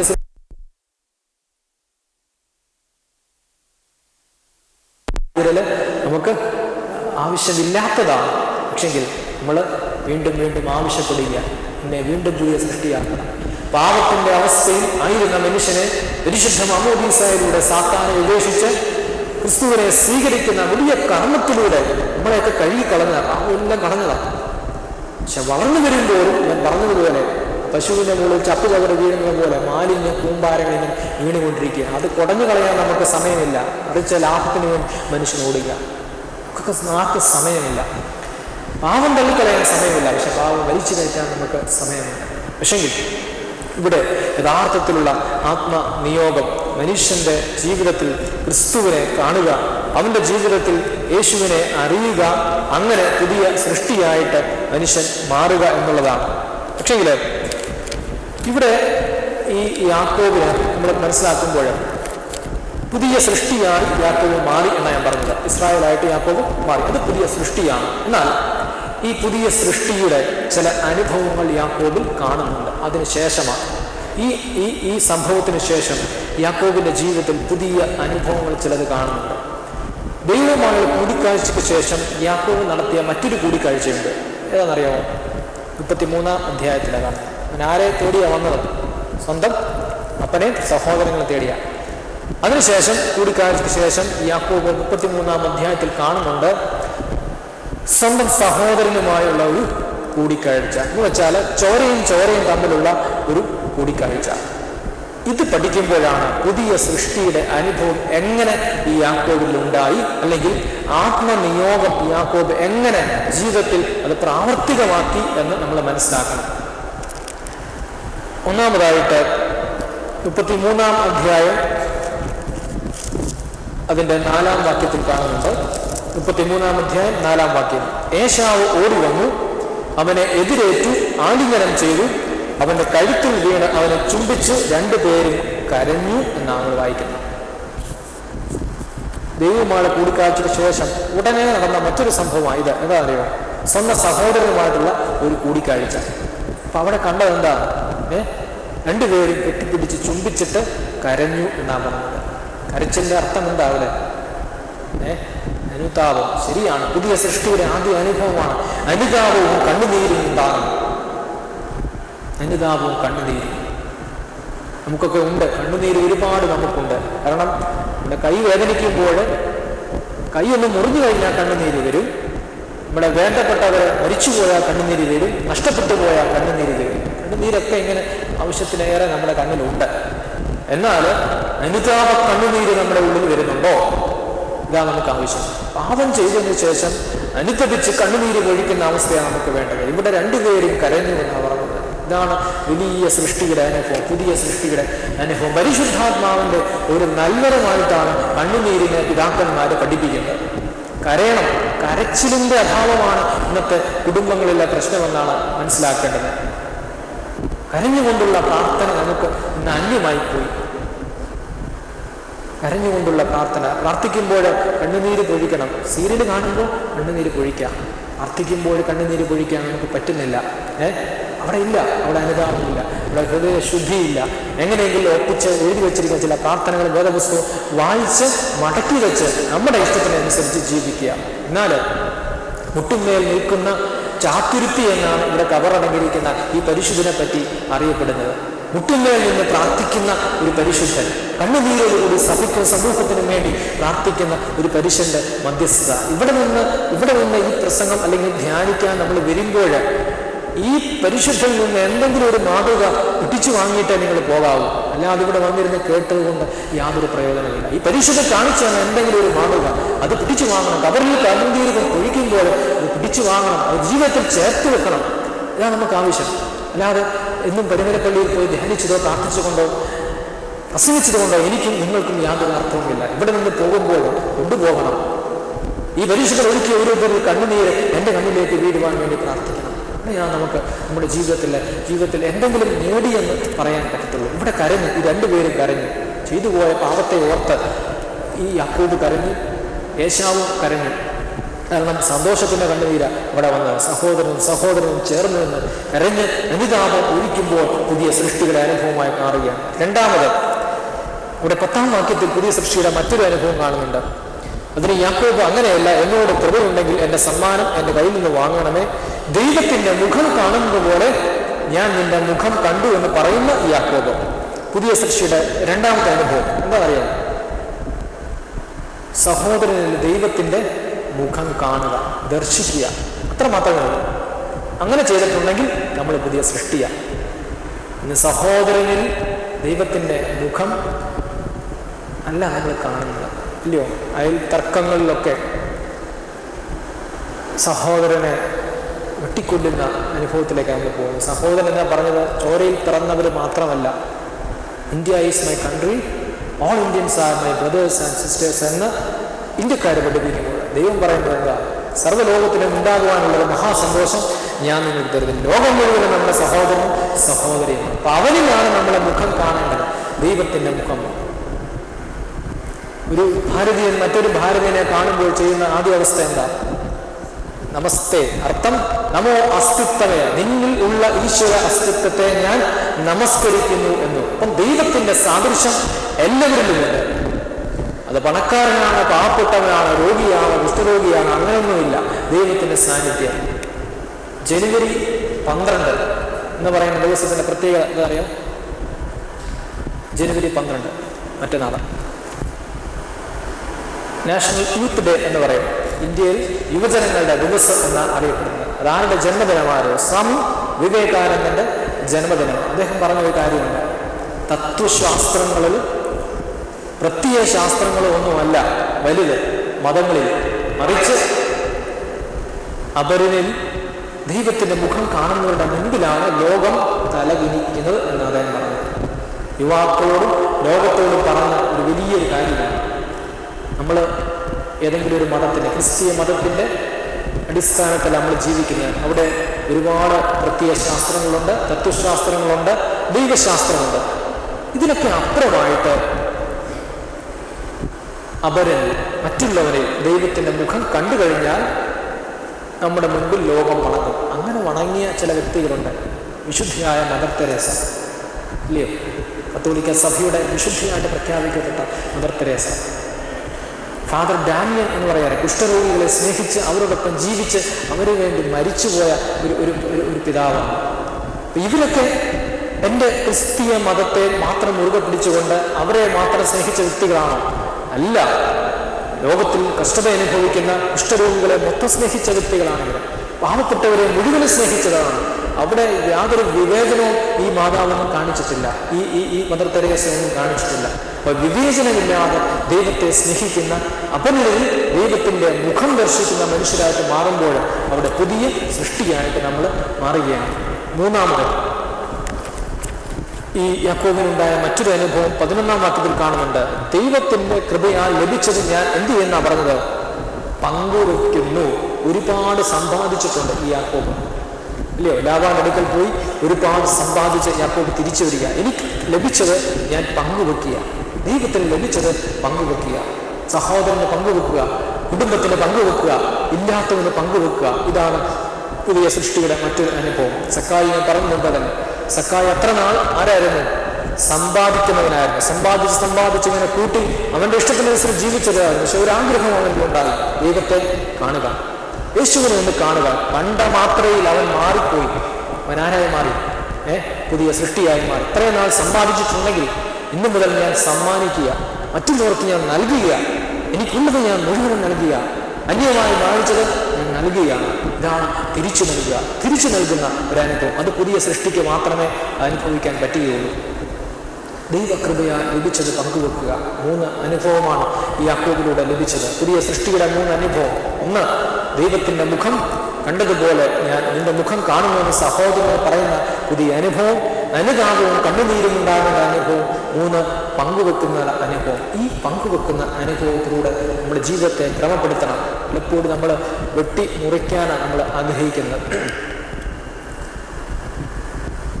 2 കാര്യങ്ങൾ നിങ്ങൾക്ക് തരുവാനായിട്ട് ആഗ്രഹിക്കുകയാണ്. ഒന്ന്, ഒരു കത്രികയും ഒന്നൊരു സൂചി നൂലും. തിരഞ്ഞെടുക്കുന്ന ഏതായിരിക്കും നമ്മൾ? ഒരു കത്രികയും ഒരു സൂചി നൂലും നിങ്ങൾക്ക് തരിക. നിങ്ങൾ തിരഞ്ഞെടുക്കുന്ന ഏതാ? പെട്ടെന്ന് തിരഞ്ഞെടുക്കാൻ നമുക്കറിയാം കത്രികയായിരിക്കും. കാരണം ഒറ്റ വെട്ടെങ്കിൽ 2 ആക്കാം നമുക്ക്, ഇല്ലയോ? ഒന്നിനെ 2 ആക്കി മാറ്റാൻ എളുപ്പമുള്ള സാധനം. എന്നാൽ സൂചി നൂലും എടുത്തു കഴിഞ്ഞാൽ ഇച്ചിരി പ്രയാസമാണ്. 2നെ 1 ആക്കാൻ, ഇല്ലയോ? ഇച്ചിരി ക്ഷമയൊക്കെ വേണം. അപ്പം ഈ പുതിയ വർഷത്തിൽ ഒരിക്കലും ബന്ധങ്ങൾ വേർപെടുത്തുവാനോ ഒന്നായിരിക്കുന്നവനെ വേർപെടുത്തുവാനോ ശ്രമിക്കാതെ, നഷ്ടപ്പെട്ടു പോയ എന്തെങ്കിലും ബന്ധങ്ങളുണ്ടെങ്കിൽ ക്ഷമയോടെ തുന്നിച്ചേർക്കുക, കൂട്ടിച്ചേർക്കുക. ദൈവം അതാണ് ആഗ്രഹിക്കുന്നത്, അല്ലാതെ ഒന്നുമില്ല. ആവികളും ഒന്നാമതായി നമ്മളാണ് നിൽക്കുന്നത്. നമ്മുടെ അഹങ്കാരം കൊണ്ടോ ഒന്നുമല്ല ദൈവം നമ്മെ ഇത്രമാത്രം വലുതാക്കുക. ദൈവത്തിൻ്റെ കൃപ മാത്രം. നമ്മളിപ്പോൾ ഇവിടെ വന്ന് ഇരിക്കുന്നത് പോലും നമ്മുടെ മിടുക്കോ സാമർഥ്യമോ ഒന്നുമല്ല, ദൈവത്തിൻ്റെ കൃപ മാത്രമാണ്. അതുകൊണ്ടായി ഇന്ന് ഇവിടെ വരുവാനും ഇവിടെ ഇരിക്കുവാനും പിതാവിൻ്റെ ആകർഷണം മൂലമാണ് നമ്മളവിടെ വന്നത്. അല്ലാതെ എൻ്റെ ഇഷ്ടത്തിനനുസരിച്ചല്ല ഇവിടെ വന്നിരിക്കുന്ന ആരും നമ്മുടെ ഇഷ്ടത്തിനനുസരിച്ചല്ല വന്നത്. മറിച്ച് ഈ പരിശുദ്ധൻ്റെ മധ്യസ്ഥയും പരിശുദ്ധനെ പരിശുദ്ധനാക്കിയ പിതാവിൻ്റെ മധ്യസ്ഥതയും നമുക്ക് ദൈവം തന്നിട്ടുണ്ട്. അത് ആകർഷിച്ചിട്ടാണ് നമ്മളിവിടെ വന്നത്. അതുകൊണ്ട് തിരിച്ചു പോകുമ്പോൾ എന്തെങ്കിലും കൊണ്ടുപോകണം. ഒന്നും കൊണ്ടുപോകാതെ വെറും കൈയായിട്ട് നമ്മൾ മടങ്ങരുത്. പ്രാർത്ഥിച്ചു, പരീക്ഷനും ചുമക്കാരനും പ്രാർത്ഥിച്ചു. ഒരുത്തൻ വെറുകൈയോടെ മടങ്ങി, ഒരുത്തൻ കൈ നിറയെ കൊണ്ടുപോയി നീതീകരിക്കപ്പെട്ടെന്ന്. ഇതുപോലെ കൈ നിറയെ കൊണ്ടുപോകണം. നീതി എന്ന് പറയുന്ന ദൈവത്തിൻ്റെ ന്യായവിധി നമ്മൾ കൊണ്ടുപോകണം. അത് സ്വീകരിച്ചതിന് ശേഷം ഈ പരിശുദ്ധൻ്റെ മധ്യസ്ഥയിൽ കുമ്പിട്ട് പ്രാർത്ഥിക്കുമ്പോൾ ഈ പിതാവ് കാണിച്ചു തന്ന മാതൃകകൾ ഒരുപാടുണ്ട്. ഇത് പഠിക്കണം. പ്രാർത്ഥനയെന്ന് പറഞ്ഞാൽ സമയമില്ല, പഠിപ്പിക്കുന്നില്ല. പ്രാർത്ഥന ജീവിതം മുഴുവനും ജീവിതത്തിലെ പ്രാർത്ഥനയായിട്ട് പഠിപ്പിച്ച പിതാവാണ്. ആ പിതാവിലൂടെ ഈ പരിശുദ്ധനൂടെ ലഭിക്കുന്നത് അനുഭവിച്ച് അറിഞ്ഞ് മറ്റുള്ളവർക്ക് മാതൃകയായിട്ട് മാറണം. ഇതാണ് നമ്മുടെ ആവശ്യം. ലഭിച്ചത് എനിക്കും എൻ്റെ വീട്ടുകാർക്കും ഒന്ന് പറഞ്ഞുകൊണ്ടിരിക്കാനല്ല, മറിച്ച് മാതൃകയായിട്ട് മാറുക, സാക്ഷ്യമായിട്ട് മാറുക. അതാണ് ദൈവം നമ്മെ പറ്റി ആഗ്രഹിക്കുന്നത്. എൻ്റെ വാക്കുകൾ അവസാനിപ്പിക്കുകയാണ്. വളരെ സുപരിചിതമായ ഒരു വേദഭാഗമാണ് നമ്മൾ ഇന്നേ ദിവസം ധ്യാനിച്ചത്. അതിലൂടെ ഒരു കഥാപാത്രത്തെ ദൈവം നമ്മൾ പരിചയപ്പെടുത്തിയത് യാക്കോബ്. അർത്ഥം ഉപായി, സപ്ലാന്റർ, അന്യൻ്റെ സ്ഥാനം അപഹരിക്കുന്ന വ്യക്തി. ഈ സ്ഥാനം അപഹരിക്കുന്ന വ്യക്തിയിൽ നിന്ന് ദൈവകുമാരനായിട്ട് ഈ യാക്കോബിനെ ദൈവം മാറ്റി. ഇതിനിടയിൽ നടന്ന ആത്മീയ സംഭവമാണ് an encounter with God, ദൈവവുമായുള്ള കൂടിക്കാഴ്ച. ഈ കൂടിക്കാഴ്ചയിലൂടെ യാക്കോബ് മരിച്ചു, ഇസ്രായേൽ ജനിച്ചു. പഴയ മനുഷ്യൻ മരിക്കുന്നു, പുതിയ മനുഷ്യൻ പിറക്കുന്നു. അതിലൂടെ നമുക്ക് ലഭിക്കേണ്ട ആത്മീയ സന്ദേശങ്ങളൊന്ന്, എൻ്റെ പിതാവുമായിട്ടൊരു ആത്മീയ ബന്ധം, ആത്മബന്ധം ഞാൻ സൃഷ്ടിച്ചെടുക്കണം. അത് ദൈവ കൽപ്പന അനുസരിക്കുന്നതിലൂടെയും തിരുശരീര രക്തങ്ങൾ അനുഭവിക്കുന്നതിലൂടെ നമുക്ക് വേണം. 2, ആത്മജ്ഞാനമാണ്. ഞാൻ ആരാണെന്നുള്ള തിരിച്ചറിവ്. യാക്കോബ് തിരിച്ചറിഞ്ഞു, ഞാൻ അവിയാണ്, ഞാൻ അന്യൻ്റെ സ്ഥാനം അപഹരിക്കുന്നവനാണ്. ദൈവസന്ധി സത്യകുംഭസാരം, റിയൽ കൺഫെഷൻ അവിടെ നടത്തി. അതിലൂടെ ദൈവം അവനെ നീതീകരിച്ച് പുതിയ സൃഷ്ടിയാക്കി മാറ്റി. 3, അവൻ്റെ നിയോഗം അവസാനം തിരിച്ചറിയുകയാണ്. ആത്മനിയോഗമാണ്. എൻ്റെ പുതിയ സൃഷ്ടിയായിട്ട് ഞാൻ മാറുകയാണ്, ദൈവത്തിൻ്റെ സൃഷ്ടിയായിട്ട് ഞാൻ മാറുകയാണ്. ഇത്രയും നാൾ ഞാൻ മനുഷ്യ സൃഷ്ടിയായിരുന്നു, എന്നാൽ ഇന്നു മുതൽ ഞാൻ ദൈവ സൃഷ്ടിയാണ്. അതിലൂടെ ലഭിക്കുന്ന ചില അനുഭവങ്ങൾ, 1 അനുതാപവും കണ്ണുനീരുമാണ്. 2, ദൈവത്തിൻ്റെ മുഖം ദർശിക്കണം മറ്റുള്ളവരിൽ, സ്വന്തം സഹോദരനിൽ. 3, ദൈവം നൽകിയിരിക്കുന്നത് പങ്കുവെക്കണം. ഈ പങ്കുവെക്കുന്നതിലൂടെയാണ് ദൈവം നമ്മെ ദൈവത്തിൻ്റെ മക്കളാക്കി മാറ്റുന്നത്. അതിന് ദൈവത്തിൻ്റെ പരിശുദ്ധാത്മാവിനെ ഏവരെ ഇടയാക്കട്ടെ അർപ്പിച്ചുകൊണ്ട് വാക്കുകൾ നിർത്തുന്നു. ഒരു നിമിഷം നമുക്ക് ദൈവസന്നിധിയിൽ നമ്മുടെ തലകളെ വണക്കാം. കാരുണ്യമായ മഹാശക്തനുമായ ദൈവമേ, ഈ അല്പസമയം എൻ്റെ ആലയത്തിൽ ആയിരിക്കാൻ ഞങ്ങളെ അവിടുന്ന് ഇടയാക്കിയല്ലോ. പാപികളും ഏഴുകളുമാകുന്ന അടിയങ്ങളെ ഈ സമയത്ത് ഈ ദേവാലയത്തിൽ നീ ആക്കി തീർത്തല്ലോ. തിരുവചനത്തിൽ പറയുന്നത് പോലെ എൻ്റെ പിതാവ് ആകർഷിച്ചതല്ലാതെ ആർക്കും എൻ്റെ അടുക്കൽ വരുവാൻ സാധിക്കുകയില്ല എന്നുള്ള വചനത്തിൻ്റെ ശക്തിയാൽ, ദൈവത്തിൻ്റെ ശക്തിയാൽ ഈ ആലയത്തിൽ ആയിരിക്കുന്ന ഞങ്ങളെ നീ അനുഗ്രഹിക്കണമേ. ഞങ്ങളുടെ തെറ്റുകളും കുറ്റങ്ങളും നീ ക്ഷമിക്കണമേ. ഞങ്ങൾ ചെയ്തു പോയ തെറ്റുകളെ നിൻ്റെ ഓർമ്മയിൽ നിന്ന് നീ മായ്ക്കണമേ.